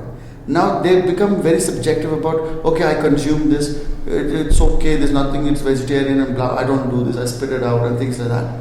Right? But let's talk sense. Medicines. Do we know what's there? What chemicals are there? Or Where have that, they been like, derived I from? take like the cod liver tablets. Fish Yeah, oil. That's fish oil tablets. So you can eat. So it's like It's like you eat like, fish. Yeah, my parents are like, it's okay, it's an exception, it's like a medication. I'm like, come on. That is why I say I don't believe in this. I used to be like this for 3 years, and then I gave up because I cannot win this war. Yeah. Right? I can never win this war. And milk is coming from another animal. It's for vegans and it's. Yeah, and yet, so they going That through. milk So the is- reason they say you should not eat meat is because of the trauma that the animals go through, right? Milking is one of the worst traumas Yeah, that the because that animal. milk is meant for the calf. Yes, And you're taking. it's one of the worst traumas that the animal is going through, right? You're making it artificially insemination, and you make it pregnant, and then you're extracting milk. Well, that's now, right? Like, but like in the olden days, even my grandparents used to have like a cow at home, and she used to give extra milk just for them. So, I think it's not about Okay. how it is now. No, but like, yeah, but fine. We're not causing trauma to the cow there. Yeah. Fine, done deal. Now we know we're causing trauma to that cow, And yet we're still and yet we're consuming. consuming, and we call ourselves vegetarian. It's better Yeah. to cut and eat because the pain is only for 1 millisecond. Yeah. Whereas Right. that pain is. The pain for the cow everlasting. that is milking is for the lifetime. Yeah. Right, till it's alive, they keep getting it pregnated, and A lot of pain that yes, and they're stuck to one location. They bind them from both sides. And I think there's like a study, like the quality of milking is even that. affected by the happiness and Yes. trauma. Yes, because all that energy is going into the food that you do, right? If So you're you killing don't it, have the milk from the traumatized cow. basically. so where else would you get it from? Yeah, that's the problem. There's no other place to get And even if they say no, it's not traumatized, are you going to believe them? it. No. There you go. So I think this sensitivity about this is a scam again for me. If you're logical, let's be completely logical and have the argument saying, yes, I'm not going to do this because of XYZ reason. I'm not going to touch anything, no leather, no shoes, Yeah, that's just illogical, Yeah. right? nothing. You should not touch no phones. Yeah, because Right. that's also made out of materials. So you got to have in-depth knowledge about what you're touching and feeling, and then you And that decide. knowledge is not accessible to Yes. a lot of people. Exactly. No, even if it's accessible, people are choosy. It's like too hard to live without all of that. Exactly. Now, doing that, why would you want to lecture other people? I used to be that literally 3 months ago. I used to be that, shout at everyone who's having meat around me and things like that. And then it didn't make sense in my head because everything I'm consuming has something in it, gelatin or Yeah. egg. And egg is there in every soap. The couch that's in my house is made out of cow leather. Yes, Yeah. your belt, your shoes, your leathers, your bags, So, your wool. Okay, I'm not going to touch anything. I'm going to not touch leather. well, I'm the going to wool touch wool. technically, you can just shear it off. But are you shaving that? But are you But growing? then that sheep will then eventually go and get slaughtered Exactly. for mutton. Are you growing that sheep for the wool? No. Right? No. If you get the wool, Yeah. then the sheep is useless, right? Then they're going to use that in the meat industry. Yeah. Why would you need that wool? Can you not do it with cotton? Yeah. You can. There you go. Yep. And I think to finish it off, what's the last thing you want to tell our audience? I don't know. I think we spoke about a lot of topics. Yeah. I There's can't like a get lot of morals. Yeah, a lot of morals. I would just say there's only one timeline that we know of, which is present now. Nobody's seen the future. Nobody can live the past, right? There's only truth is now, and that one now is now.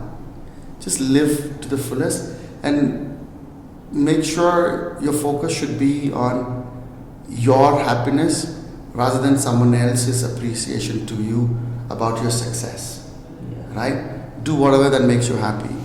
This career tomorrow, the Ukraine was one of the most developed countries, and today you know where they are, It's gone. right? That can happen to anyone any day. So just live your moment and be happy.